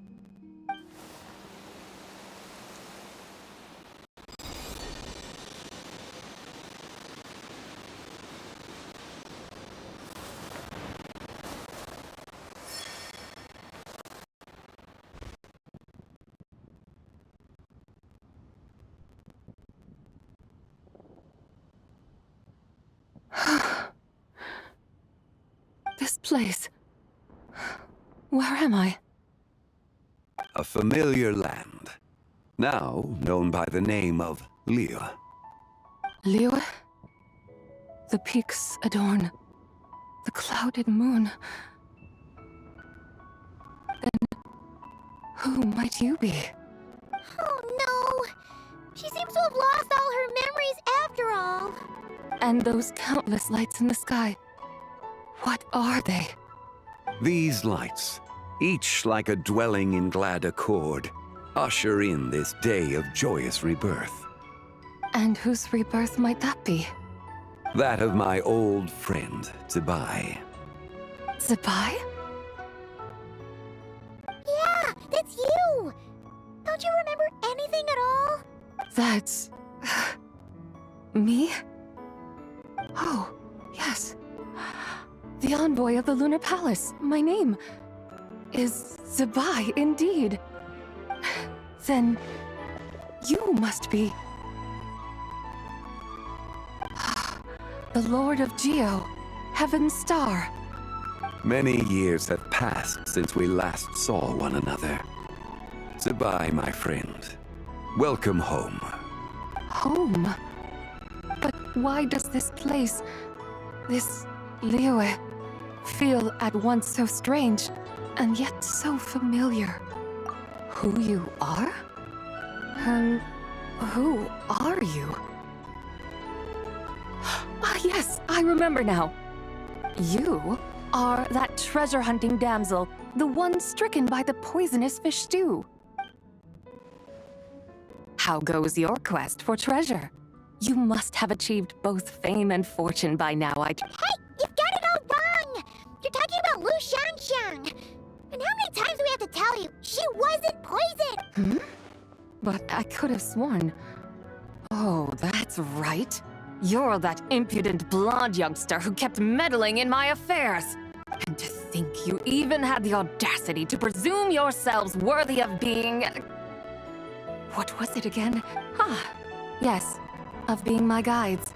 How very wonderful to see you again, my most faithful and beloved guides. I trust all has been well in my absence? Well, she finally got it right. But that sudden mood swing felt even weirder. It is possible that her cells have not yet settled. After all, they've only just been brought back together. It may be some time. Huh? You mean, kinda like she's still half asleep? That I cannot say for certain. Perhaps a few days. Perhaps a few years. A few years? Mortal years are but a poor measure when divine beings tread the realm of dreams. Well, if you say so. Anyway, at least she's whole again, right? That already seems like a pretty good outcome to Pi. Yes, there is little cause for worry. We need only wait and let time take its course. Say, what are those little creatures over there up to? Celebrating Lantern Rite, of course. And those lights up in the sky? Those are all Xiao lanterns. This year, each and every one of them carries a little wish inside. Lantern Rite. Then, may I join in too? Of course! Why else do you think we've been running around like headless chickens these past few days? Tell you what, Traveler, why don't we take the White Horse Adeptus out to celebrate? Who knows? Maybe seeing some familiar faces might help her find her feet. Hey, Zhangli! You got some time on your hands now, right? Why don't you come along? By no means a bad idea, Paimon. Oh, and Zibai, before Paimon forgets, when we meet the others later, remember to wish them a happy Lantern Rite. Happy, Lantern Rite? Happy Lantern Rite! Yes! Happy Lantern... Well then, let's...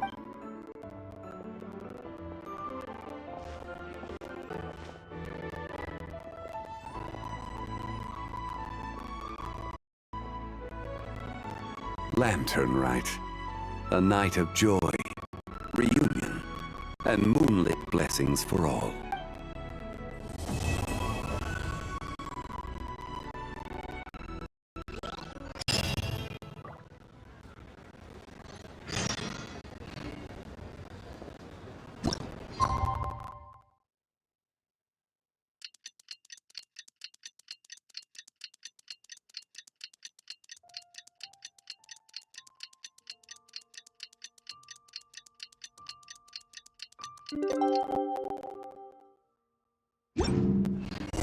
Paimon wonders how the White Horse Adeptus is getting along. Maybe we should check in on her? We can ask Zhangli where she is.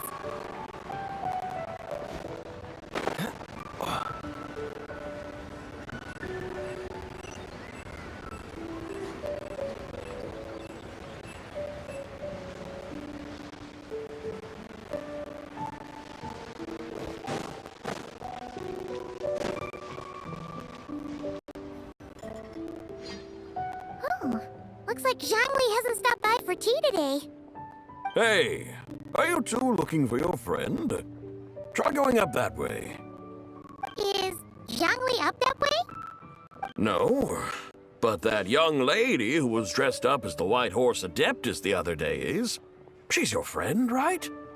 I just saw her head toward Wanmin Restaurant. I was wondering why she was eating alone. But then you two showed up hot on her heels. Oh, what luck! We were just on our way to find her. But what's she doing at Wanmin Restaurant? I have no idea. I said hello, but she completely ignored me. She couldn't have forgotten who I am, right?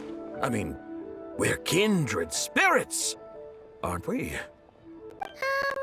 Maybe she's still half asleep, but her brain might be a little fuzzy. Oh, that makes sense. I was wondering why her eyes were so red.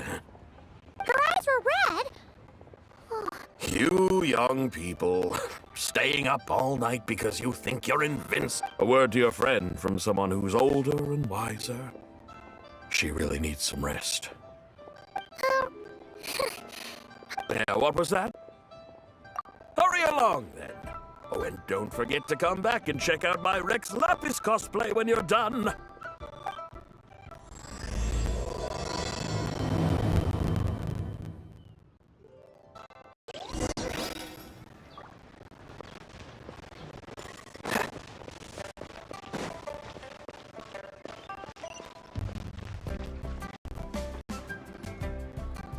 Where's the proprietor? Come out and... Xiangling and Chef Mao aren't here right now. And who might you be? My name is Shenhe. I work here at... Shenhe. Shenhe. Are you that crane adeptus who loves planting mint? It's been a few days. Have you improved your gardening skills? Mint? I don't know anything about mint. But I am familiar with Genshin and glaze lily. Ha! Already casting mint from your mind. How can a practitioner of self-cultivation be so fit? I'm not sure I get what you mean. Are you delirious from hunger? Shenhe! Whitehorse ZIBAI! So this is where everyone is! Traveler, Paimon. It's been a long time. Happy Lantern, right? Is this customer a friend of yours? Don't mind her, Shenhe. She's just a little cranky because, she didn't sleep well last night and she's only just... Look how red her eyes are. I see. In that case, Miss ZIBAI, I have a tonic here infused with Shinsen. It's cool and soothing when applied to the eyes. Stop right. Who are you to know? Hey! Have you forgotten about us already? Guides. Ah, yes, now I remember. What luck! I was just looking for someone to show me the way to Elong Wharf. Huh. Is she starting to come around? Someone requested my help in purchasing some tea leaves. I was informed they have discounts. Tea leaves? This sounds like Zhongli's doing. Your friend Rex Zhongli initially requested the most expensive, but then a young lady in a hexagram hat mentioned he'd burned through the Wangsheng funeral parlor's yearly expenses at an exhibition. As such, he is only permitted to buy items that are discounted this month. Oh, that's his boss, Hu Tao. It's about time she realized the problem. Oh, I see. So that's why you're here. Unfortunately, Wanmin Restaurant doesn't sell tea leaves. If you're truly in need, I could gather some wild tea from the mountain slope. You don't sell tea leaves? But I remember your boss, Miss Lu. You really should get some rest. The person you're talking about isn't the boss of Wanmin Restaurant. She's just like you. Is that so? What surprises? Your brain... That would be excellent, my... yes, Miss Crane. I completely understand. Master often says that the human body is like a mechanism in need of... Miss Crane, you appear reasoned and compassionate on the surface, yet I sense dark forces. You can sense that? Indeed. I also sense that with your strength, you might try undoing one or two of those bonds when training. Untie Shenhe's ropes? Though the use of red ropes to bind the soul is a wondrous technique, practitioners must eventually learn to break free from external aids and look. Master has told me similar things, but I am not ready yet. Your self-cultivation has progressed far enough. Then I will seek further guidance from my master. If you still have doubts, you can find me at the Baiju Guest House. I'll be taking up residence there for a while. For now, my dutiful guides, let us be off.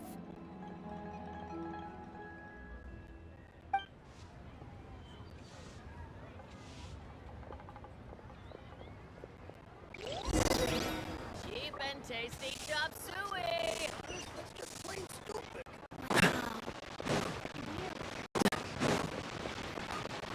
What's the hurry?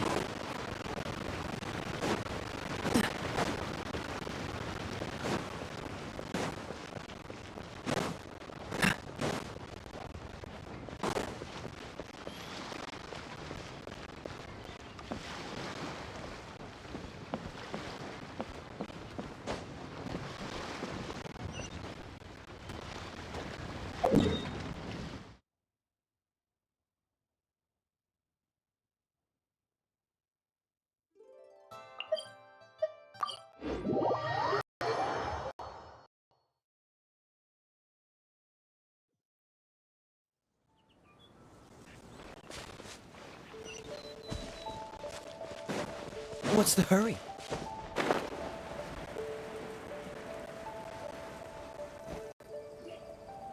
Aren't we going to Yilong Wharf? How do we end up on this mountain? Is that small town over there not Elong Wharf? I sense a familiar scent wafting through the air. You're right! Except for the smell part. Paimon doesn't smell anything. That is because this scent is the essence of jade, which can nourish the spirit. Oh, yeah! Chenyu Vale does have a lot of jade, but Paimon didn't think jade smelled like, anything. Naturally, this has reminded me of something. Hmm? And what's that? A few simple tricks for mastering one's power.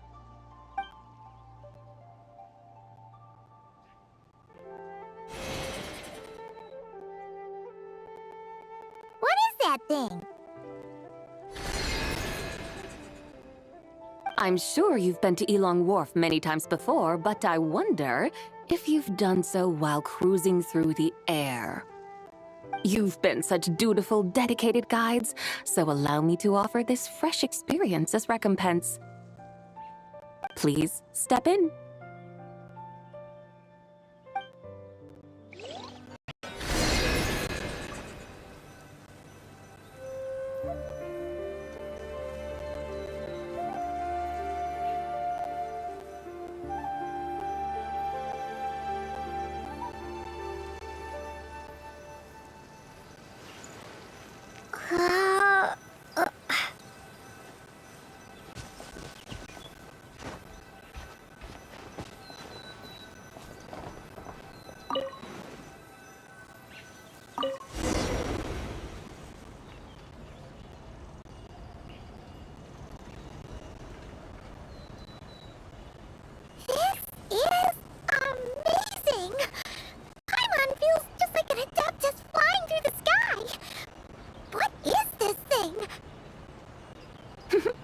I created it from my memories of the chariot of the Lunar Palace.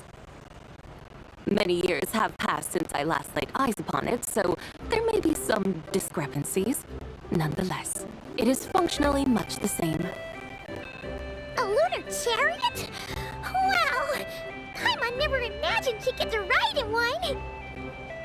So, ZIBAI, does that mean you used to work on the moon? Work. That's an interesting way to phrase it, though I suppose you are correct. I was once an angel, a member of a race tasked with guiding humanity. Then, graced by serendipity, I became a moon envoy. Huh? What's a moon envoy? Some kind of super important angel? As you would understand it, a moon envoy is a job title. Any angel, or non-angel, can become a moon envoy. Does that mean you're not the only one? Of course not. Though my memories are still hazy, I vaguely remember some of my colleagues. There was one who liked to take on the form of an ibis.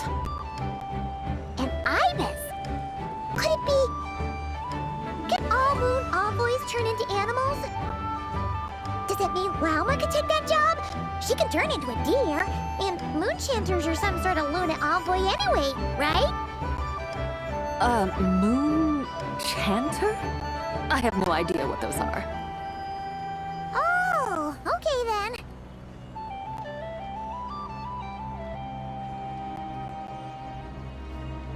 Look! Paimon thinks she saw a T-Thunder over there! Very well. Let's take a look.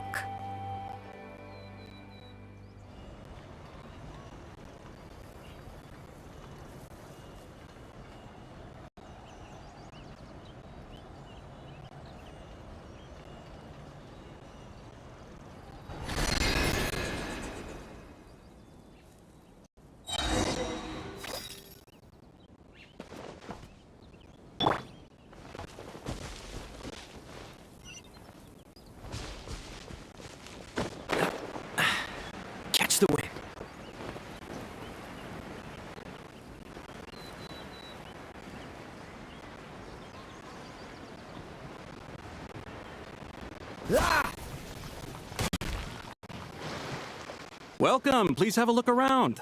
We only sell teas of the finest quality sourced directly from Chaoying Village. Right now we're offering a special discount for Lantern Rite. Look over there! Discounted tea!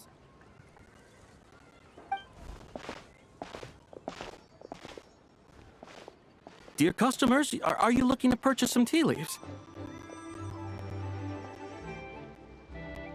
I can see from your bearing that you are no ordinary customers. My humble shop has some exquisite teas that should satisfy your more refined tastes. We're not here for quality. We're looking for a discount. A discount? Well, that's a coincidence. Our Sungla tea is on sale right now. A special festival. Something about the name of that tea sounds familiar. Buy 3 boxes of Sungla tea during the festival to get 10% off. Buy 4, get 20% off. Buy 10, but... That's right. 10 boxes at half price. Have you been to our shop before by any chance? Oh, Haimon's definitely heard this spiel before. 3, 4, 10, 10, 20, 50. ZIBAI, what are you muttering about?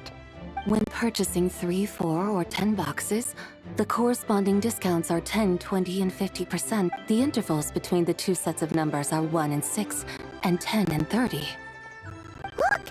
Her eyes turned blue! That's gotta be a first! If the differences between intervals remain equal, the interval after 6 should be 6 plus the difference between 6 and 1, which is 11. Similarly, after 30, the next interval should be 50. Therefore, extrapolating upward, the next 2 numbers in each set should... You're making pie... They mean that if we buy 21 boxes of Sungla tea, we should get a 100% discount! 100% discount? Oh, there was a pattern. The pattern we speak of is mathematics, little one.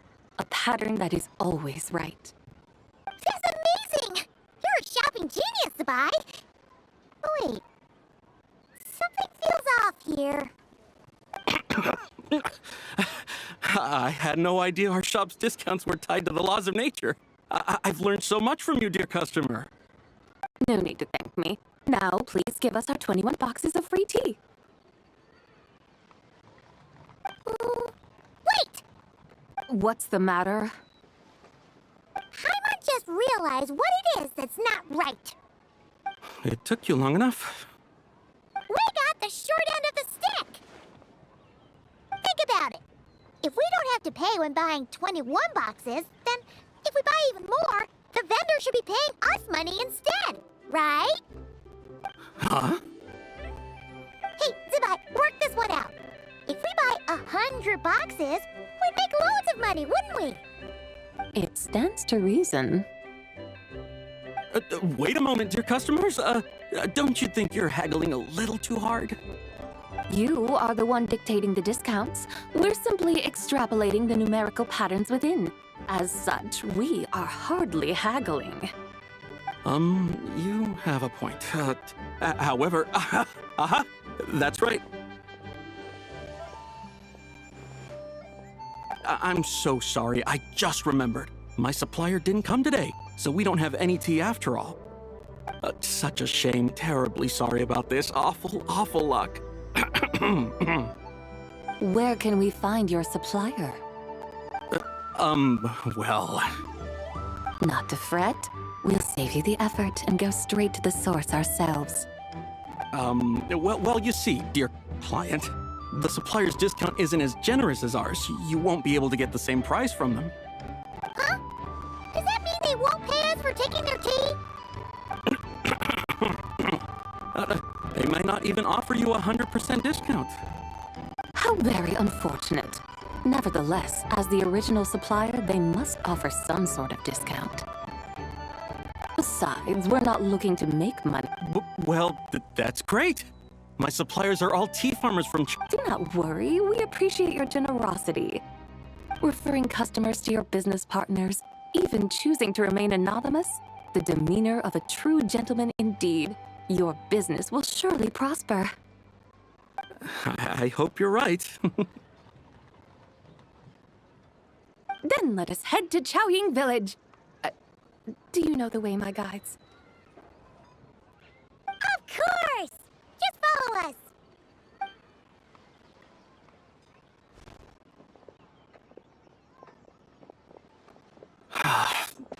otherworldly beings were those?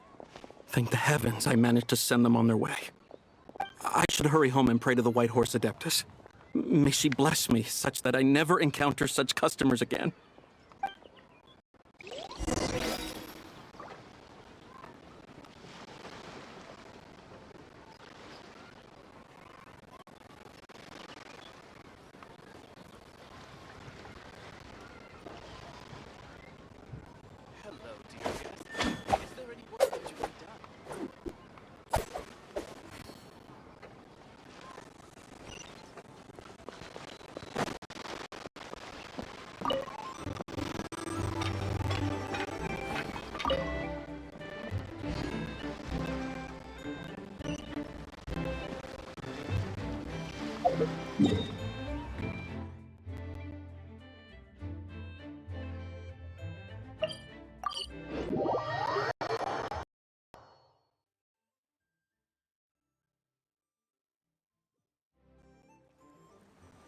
I didn't know you were such a slacker.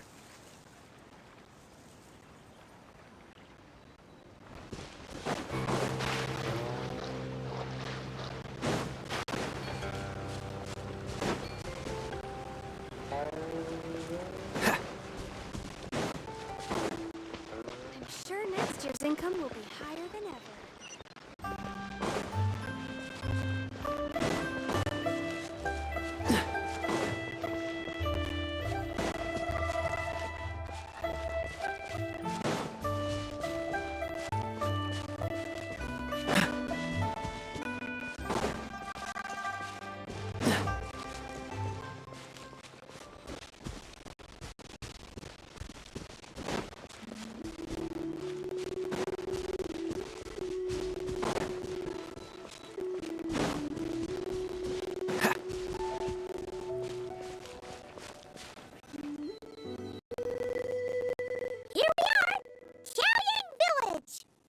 The mountains and waters are pristine.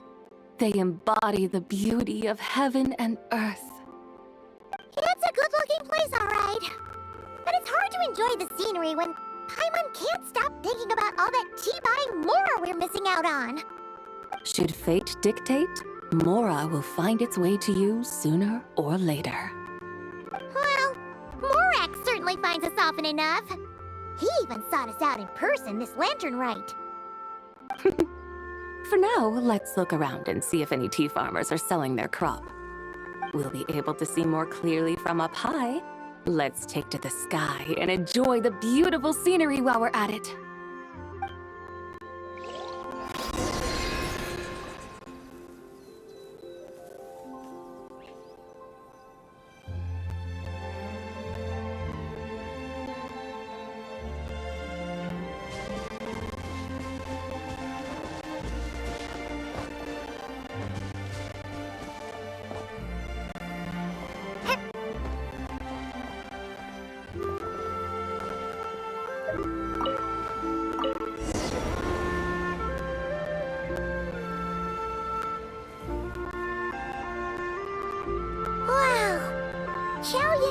Looks beautiful from up here. Indeed, the houses here are quite different from those in Liyue Harbor. They follow the natural contours of the mountains, forming unique, elegant structures. Yeah, it's super beautiful. The white walls and dark tiles frame the emerald waves of the terraced fields, while the curved eaves and tall gateways juxtapose each other with grace. It's almost too beautiful to be true. The crowing of roosters and barking of dogs, the calls of farmers working the fields, a vibrant pastoral chorus overflowing with earthly vitality. Yeah, it's incredibly beautiful, huh? Have you studied the linguistic arts by some chance? Huh? Your vocabulary for beauty seems rather constrained. Paimon knows how to say pretty as well. I see. Now then, let's take a look around and see if we can find any farmers selling tea.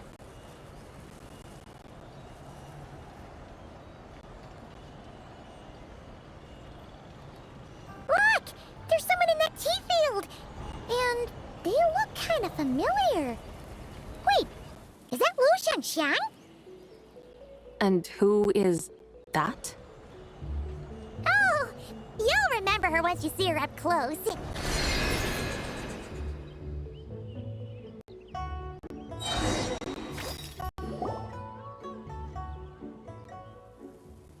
Hey there, Lu Xiangxiang!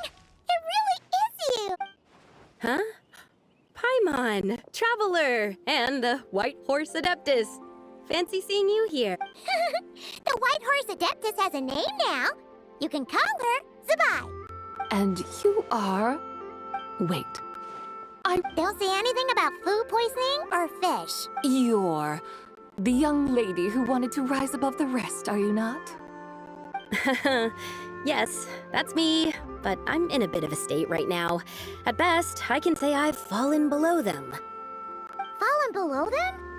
What happened? Like I said the last time we met, I'm being punished according to family rules. My father, mother, grandfather, grandmother, other grandfather, other grandmother. Oh, that's a lot of family members. Yeah, and on the night of Lantern Rite, they held a family meeting to discuss my situation. So, they do care about you. There's no doubt they care. But they think that since I caused all that trouble in Liyue Harbor, it shows I can't be trusted on my own. They decided to ground me. Ground you? Yeah, though they're not confining me to my room. Instead, I have to personally nurture a tea seedling until it grows big enough to be sold at market. Aw, a tiny little tea baby. Do they want you to experience what it's like to be a parent? It's supposed to cultivate my character and temperament. They say this will help me calm down and reflect on my issues. What happened in Liyue Harbor really wasn't your fault. Oh well, at least this punishment doesn't sound too harsh. So, how long will it take for the little tea baby to grow? Actually, I don't know. I've never grown a tea tree before. It usually takes 2 or 3 years. 2 or 3 years? Yes, the tea in this garden requires 2 or 3 years to mature. That long? ZIBAI, you're not making this up, are you? How do you know so much about growing tea? When the plants thrive and grow, that is the meaning of my name. I can tell at a glance when their season of ripening will come. Do I really have to waste 2 or 3 years here? Why is this happening to me? I'd only just found my direction in life.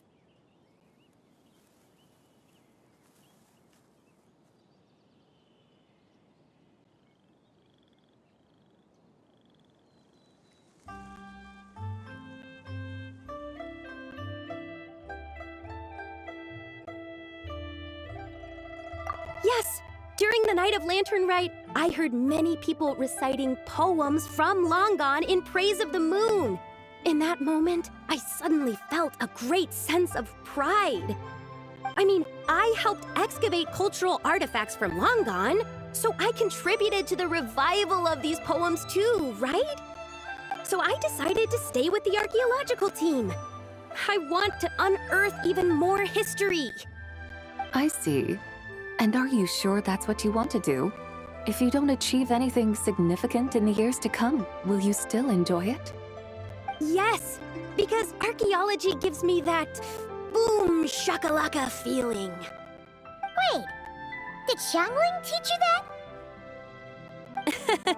That's right. I was asking her for advice. She said that if something gives you that boom shakalaka feeling, then it has to be worth pursuing. I immediately thought about how, when I'm excavating in the ruins, I always feel like there's a ghost standing beside me, and not in a spooky way. It feels like my great-great-great-great-great-grandmother patting me on the shoulder and saying, "Keep going. You're about to rediscover some grand ancestral knowledge."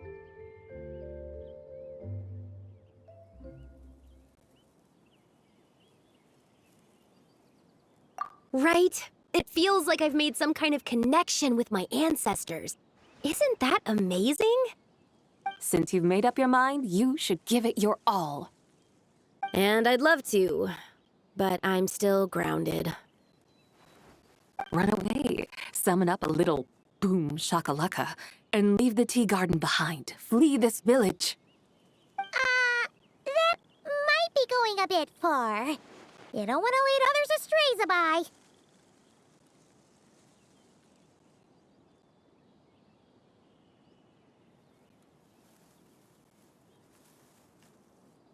Yeah! Tell them about your great-great-great-great-great-grandmother. She must be the most super-duper ancestor to have ever risen above the rest, right? I'd be better off telling them about the White Horse Adeptus. After all, she's the supreme riser above the rest who saved my great-great-great-great-great-grandmother. Then it's settled. Tell your family that your decision has my blessing.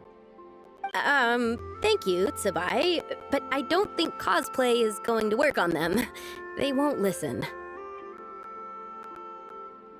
They don't need to listen. You need only follow the rules they've set out for you. What do you mean? As I'm sure you know, some ancient texts refer to the White Horse Adeptus as the Daughter of Time. My family history contains such records, but what of it? If the White Horse Adeptus were to manipulate time to make your tea seedling grow overnight, then you'd be free, correct? Is that how it works? If the White Horse Adeptus were to really get involved, my grandfather would let me leave right away. But who really believes that she'd show up and help? It's not as if you have any other options. Why not try calling out for help? It won't cost you any more. Guess I might as well. I've got no better ideas anyway. White Horse Adeptus, if you can hear me, please save me from my predicament!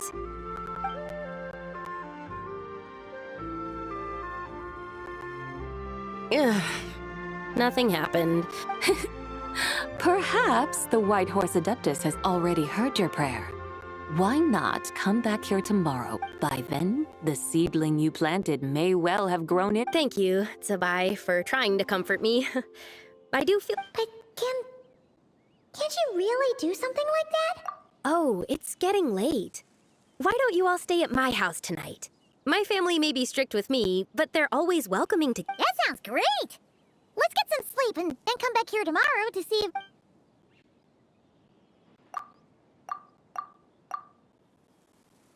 Oh, the tea tree! Whoa! Your tea baby is all grown up! Indeed, it has grown into a mature tea tree that can... How? It must be the work of the White Horse Adeptus. Are you sure? Perhaps she heard your prayer and chose to answer the call. She once saved my great-great-great-great-great-grandmother. This time? That's incredible! I guess so. I need to tell everyone the news right away. They'd better, since this is the will of the White Horse. Go! And if you run into any more trouble, call out to the White Horse Adeptus. Thank you so much!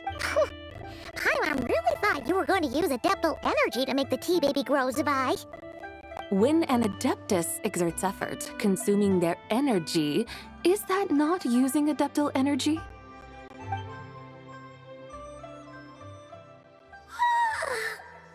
Alright.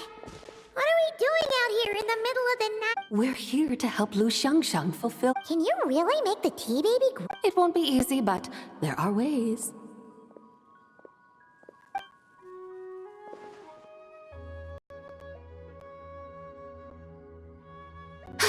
There! It's grown. Hey! You just transplanted a tea tree from over there! So, there's a mature tea tree here now, yes? Oh, yeah? And am I not the White Horse Adeptus? Oh, yeah? Is this tea tree then not? You're not wrong. Maybe this become another mystical Adepti tale. That would be marvelous. Paimon thinks so too. Oh! Paimon bets that's why Zhongli chose to send her on this errand. Huh, that's a great idea! We've already shown her Liyue Harbor. Jinse. The scenery there is really beautiful. Pretty, too. I must say, I have been mightily impressed by the mountains and waters. Alright, let's...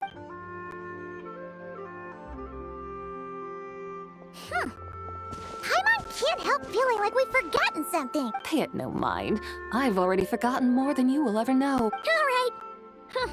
If we forgot something, it kicks a village. Here.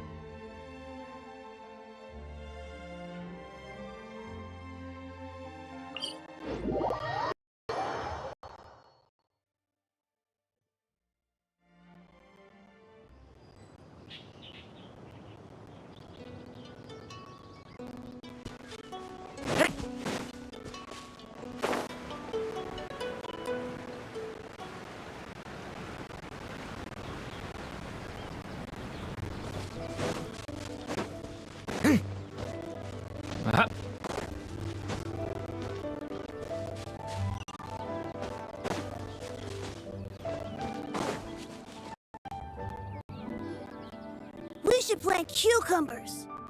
We should plant canolas. We should plant cucumbers. There isn't. We should plant canolas. The flowers are pretty. What are you arguing about, little ones? We're deciding what to plant in our field once Lantern Rite is over. Yeah, Dad gave us a small plot of land to grow our own crops. He said we can keep all the more we get from selling them. We should plant cucumbers, right? Dad plants cucumbers every year.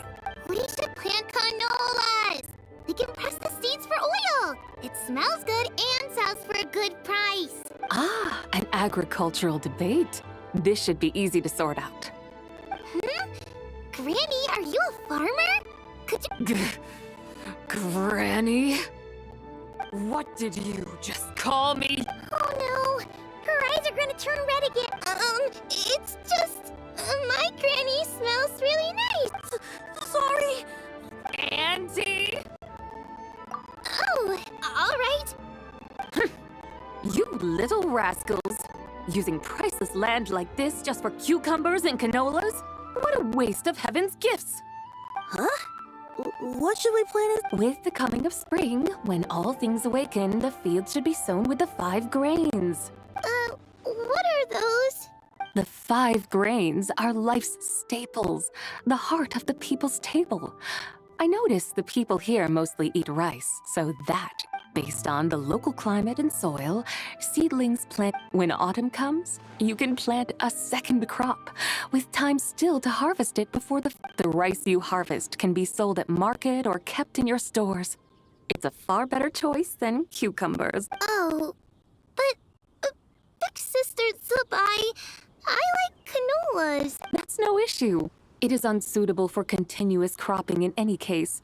You can rotate it with rice to maximum. After the second rice harvest, around wintertime will be the perfect opportunity to sow their seeds. And when they mature in mid to late spring, you shall be just in time to sow the first rice crop. This way, your field will sustain balance. Rice and canola in a harmonious cycle. Wow, that means we'll have crops to harvest all year. Wait a minute! If rice and canola take up the whole year, what about my cucumbers? A firefly dares rival the brilliance of the moon? Big Sis ZIBAI! Stop crying this instant! I just find an empty corner of your yard, scatter some cucumber seeds in the earth, and before you know it, you'll have a thriving cucumbers delight in sunlight and moisture, but they suffer in cold weather. If you wish to plant them this early in the year, you should make sure they're protected from frost. Are you really in that much of a rush? Well, thanks, Big Sis ZIBAI. See you around! Paimon I never imagined you'd know so much about farming. What's so strange about that? The people of Long Gone called me the god of soil and grain. Are the fields not made of soil? Is rice not one of the 5 grains? Huh. That's true. Of course, the god of farming is down to earth. Mind your tongue, impertinent child. Hey! You're the one who said the god of soil and grain is all about farming. Enough! It's time for us to take to the skies once more. Join...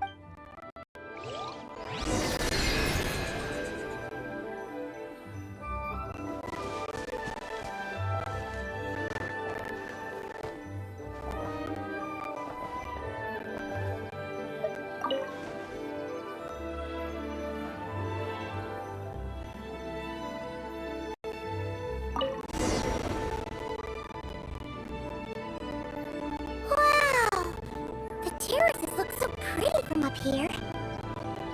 The mountains tower like pagodas, the hills coiling at their feet like shells. Layers built upon layers, rising and falling in harmony. A truly unique and mesmerizing sight. Thinking about it, you have a special connection to this place, you know. A special connection? Yeah! There's a local legend about a white horse leaping from a pure spring to follow Rex Lapis into battle. Don't you remember? You must have been living in seclusion around here. That does sound somewhat familiar.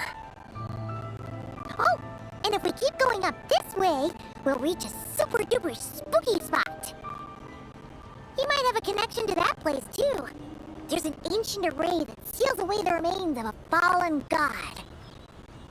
A god's remains? Yeah!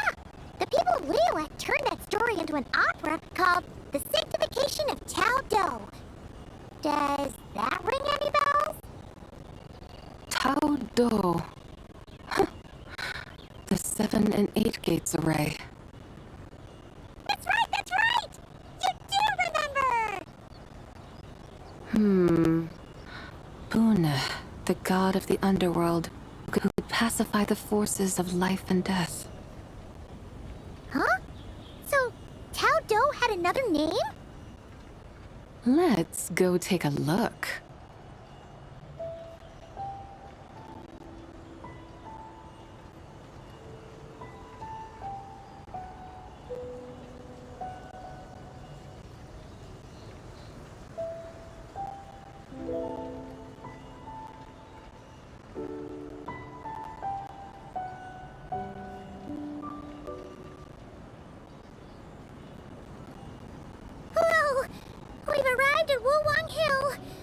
The atmosphere just turned spooky.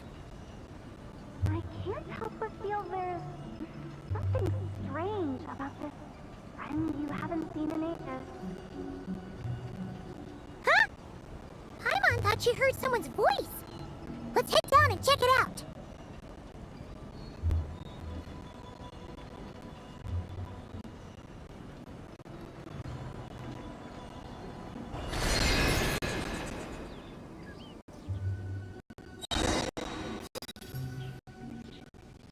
I can't help but feel there's something strange about this friend you haven't seen in ages. Strange? Whatever do you mean? Her strangeness defies description. This Miss ZIBAI is a full-blown enigma, don't you think? I'm afraid I have no idea what you're talking about. Aren't you worried about sending her all the way to Yilong Wharf on her own to buy tea? What if she gets lost? Where there are people, there are paths. Now I'm the one with no clue what you're saying. She can ask for directions. And then what? She will meet strangers in unfamiliar lands. The further the journey, the more footprints one leaves behind. The deeper those footprints, the harder... Ah, so you want her to make new friends. I see. But from what you say, it sounds as though she's not from Liyue. I believe she was not. But perhaps she will be. You're sounding stranger by the second. Huh. Oh, over there. Oh, look who's here. Hotel! Zhongli! What are you— Traveler, Paimon, fancy meeting in a place like this. Oh my, and Miss ZIBAI too. Sounds like fate to me. We were taking ZIBAI to buy some tea from Yulong Wharf. Zhongli sent her there, though she didn't even know the way, and... Oh, drat! We forgot the tea! Oh, Paimon knew we were forgetting something. Why didn't you say so earlier then? What's done is done. There's no need to dwell on it. Exactly. You can get tea wherever. Paimon feels a lot better now that you've said that. Still, I'm a little confused. If you were buying tea... We're taking ZIBAI on a sightseeing tour. We start... Wow, that is quite the itinerary. Yeah, actually, Paimon thinks it's about time we headed back. I'm here to pay my respects to my ancestors. My dear consultant kindly agreed to join me. It is Lantern Rite, after all. Adepti and ancestors should be venerated alone. Ancestors? Wait, are you heir to the Wuwang kid? Or perhaps the lone butterfly of the Crimson... Whoa! Have you got all your memories back? Huh? Miss ZIBAI, you know about the Wangsheng funeral parlor and the 8 adepts? I happened to hear a storyteller expound on the sanctification of Tao. Lots of people know that story, sure, but very few can discern my family lineage from just a... Well, Zhongli, your friend here really is... Unfortunately, there's no time to dally right now. We have a hill to climb. Perhaps once today is done, we can find time to chat over tea, recite poetry, and admire the moon? That would be wonderful. Oh, and before we go, you've been traipsing around all day. I suggest you stop off at the Wangshu Inn on your way back for a good night's rest. Don't mention it. All right, we'll take our leave now. Hotel's so thoughtful. Why don't we follow her advice and stay at the Wangshu Inn? ZIBAI, you can see the whole of Dihua Marsh from up there. Wangshu. An intriguing name. It couldn't hurt to check it out. Awesome! Let's go!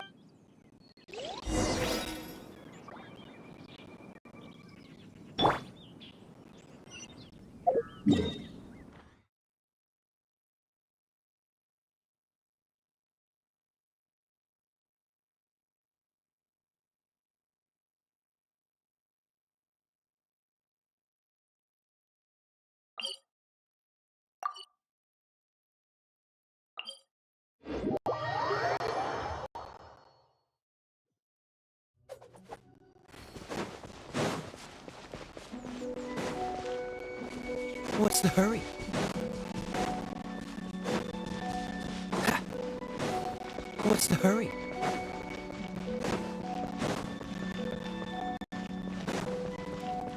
Ha. Is that towering structure Wangshu Inn? Sure is. We can take the lift up from over there. Always walking the path long trodden. Does retracing others' footsteps not tire you? Come on, get in. We'll fly to the top.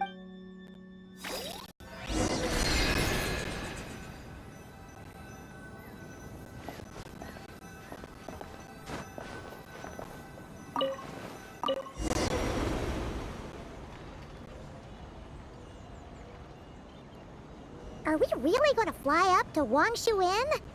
Isn't that a bit showy? All the guests are going to see us. Is that a bad thing? To be able to witness an Adeptus. This will surely add to the inn's appeal, not to mention the room prices. The owner will thank us. You seem to really like showing off your powers. This inn's architecture is incredible, and the surrounding countryside radiates a picturesque charm.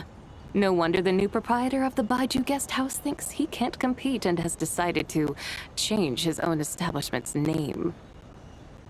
The new proprietor? Ah, you mean Lu Shengsheng's dad.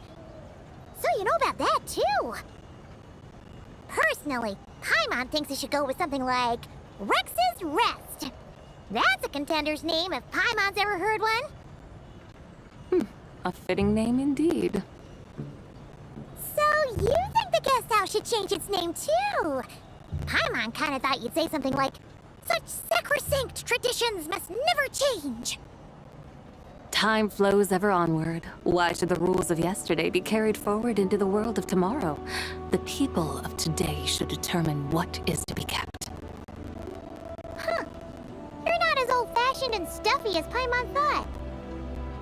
The years ebb and flow, seas recede to reveal fields. In the vastness of time, I am but a wild horse in a boundless sea of dust. Even Rex Lapis, having waded through the waters of the river of time, is not quite the same as before. Xiangli? What was he like before? That is another story for another time.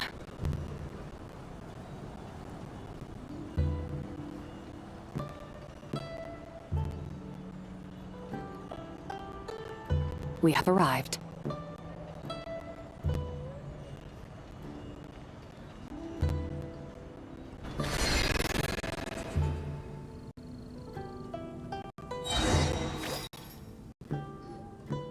Whew. This is the first time Paimon's ever flown up to Wangshu Inn on a chariot. Everything's so different when you're up high. Wangshu. Like moon lanterns and shell lanterns. Might it all be a coincidence? What's a coincidence? Do you not know what Wangshu means?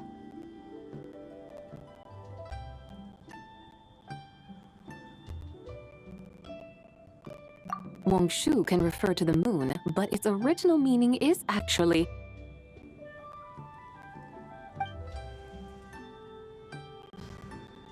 the goddess who rides the bright moon's chariot.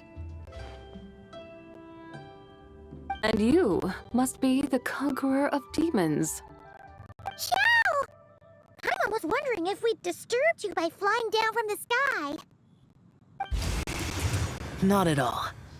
I sensed an unusual presence long before you arrived, though I didn't expect it to be you in a flying chariot. Ah, a witness at last. I was starting to think we should fly a bit lower. 'Twould be awfully dull if no one ends up marveling at my lofty bearing. No need. This is already showy enough. I'm not one to do good from the shadows, as Rex Lapis is wont to do.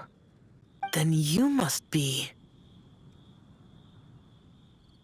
Nay, I'm only cosplaying as the White Horse Adeptus, in truth. Cosplaying? What's that? Ugh, ignore her nonsense. She's the genuine article. The one and only, completely authentic White Horse Adeptus. It's just...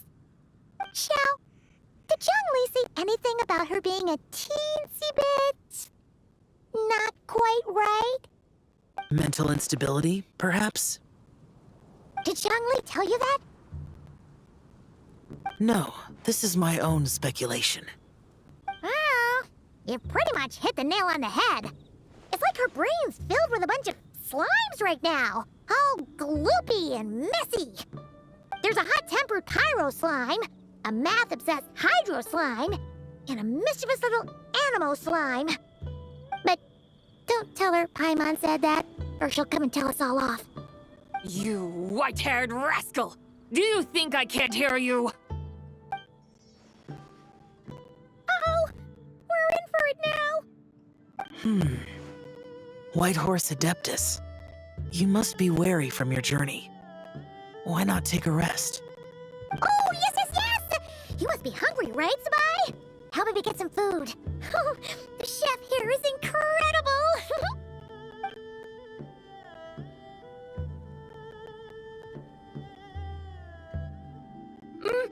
It's so hot! So spicy! Are you okay? Do you want Paimon to get you some water? Don't worry about me. I just need to pace myself.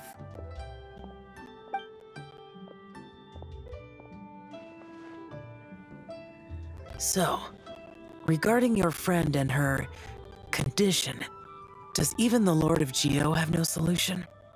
Zhangli said we should wait and she'll get better on her own. But who knows how long that's gonna take.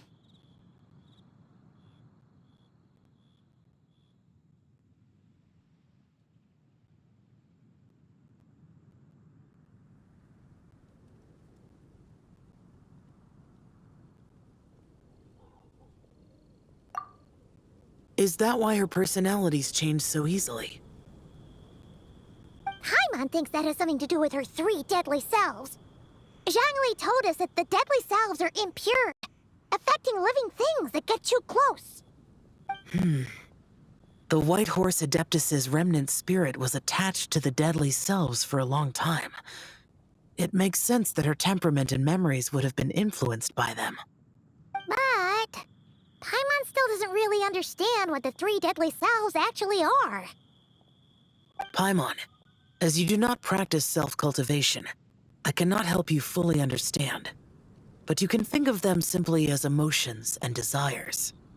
The act of severing the 3 deadly selves is a means of exercising wicked desires and cultivating one's true self. I believe other nations have similar practices. In Sumeru, it is known as shattering Atmagraha. Oh, so it's about emotions, desires, and attachments, that sort of thing. It includes those. I wonder, does she still remember what happened in the past? Some of it, but right now, it's like she was suddenly awakened. Like she's still half dreaming. The half that's still dreaming might remember things, but the half that's awake doesn't quite get it. Conqueror of demons, are you looking to learn about Rex Lapis's past from me? You are an old friend of his, so please, call me by my name. But Conqueror of Demons sounds so much more imposing.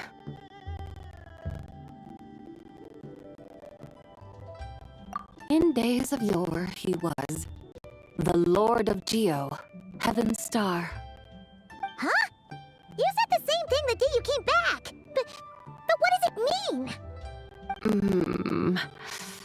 I'm afraid I can't remember. Hey! Did you really forget? Or are you just pretending so you don't have to tell? Why not ask Rex Lapis himself? Whether I've forgotten might be up for debate, but I am certain he remembers. He must have his reasons for not raising the past, and you likely have similar concerns. I shouldn't have asked. An answer that suits your style, General Elatis. Now that we're on the subject, though, I suddenly remembered something. Which is? In the distant past, there was a feast, which I attended. I faintly recall the Lord of Geo also being present that day. Oh! And then? What happened? Among the dishes served, there was one that could be found in every household throughout Langan at the start of spring. A dish called Flavor of Spring. I suddenly remembered the recipe for this dish. Is that it? Yes! Since it's Lantern Right here in Liyue, why don't I make some for you to try? That sounds good.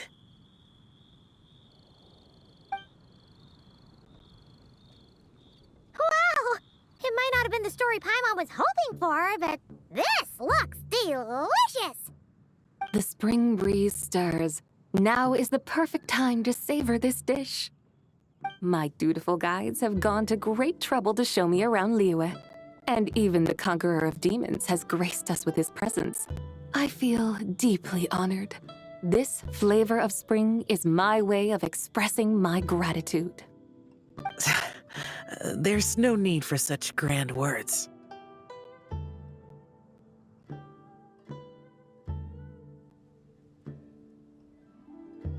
What's this? Hey! It's that broken jade token from the Antiques exhibition!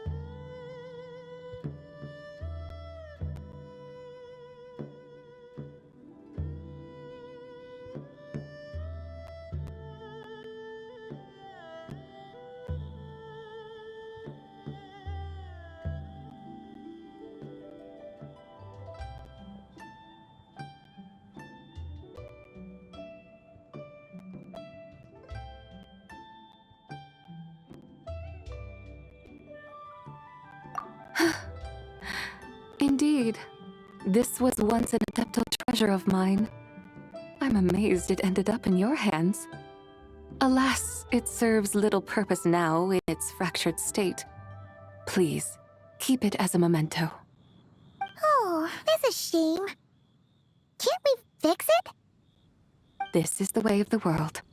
Once jade is broken, it can never be made whole. Then, what about forging a new one? That is a good point. That it has ended up in your hands must be a message from fate. I could try to craft it into a little trinket for you.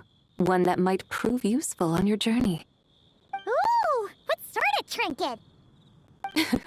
It's just a passing thought, one that will require the right opportunity. I'll think about it more when the time comes.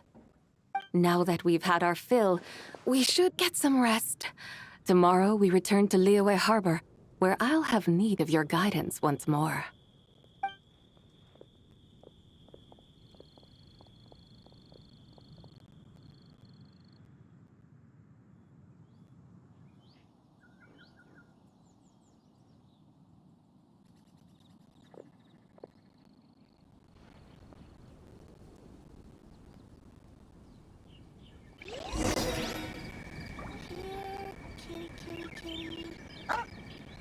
Howdy. Please, get straight on in.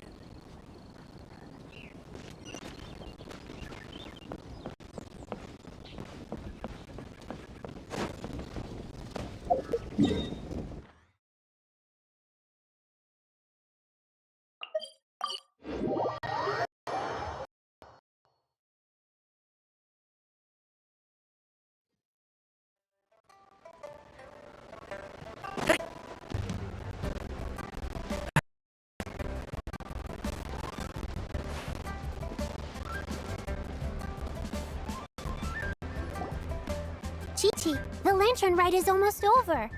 Do you remember how to make a Shao lantern? Morning, split bamboo, Getzel. You've got it all mixed up again. They're here again. Yow! Looking good in that new outfit, huh? Hey, it's Paimon! Dr. Baiju gave this to me as a gift. How does it suit me? Thank you. Wow! What happened for Baiju to suddenly give you a brand new outfit, Yao Yao? Dr. Baiju is thanking Yao Yao for... Chi-Chi and I were just playing together. Oh, yeah, take a look at this. Dr. Baiju gave me these clothes, but it was Chi-Chi who wove this little basket. Wow! That's beautiful! When did you become so good with your hands, Chi? I learned to make Shao lantern. What do I always say? The White Horse Adeptus answers prayers. Huh? Mr. Liu? What did you pray? For my idiot son to finally come to his senses and not change Baiju Guest House's name, which he has. Huh? He's keeping the old name? Listen to this. My granddaughter planted a tea seedling in our village just a few days ago. She made a prayer to the White Horse Adeptus to help it grow. Overnight, her seedling flourished into a mature... Oh, that sure does it. Could the White Horse Adeptus really have helped it grow? Of course she did. Oh, White Horse Adeptus, how blessed is our family over whom you keep watch. Truly, this is... Of course. Huh? Is that you, Miss ZIBAI? Indeed. I have a long-term booking at your guest house.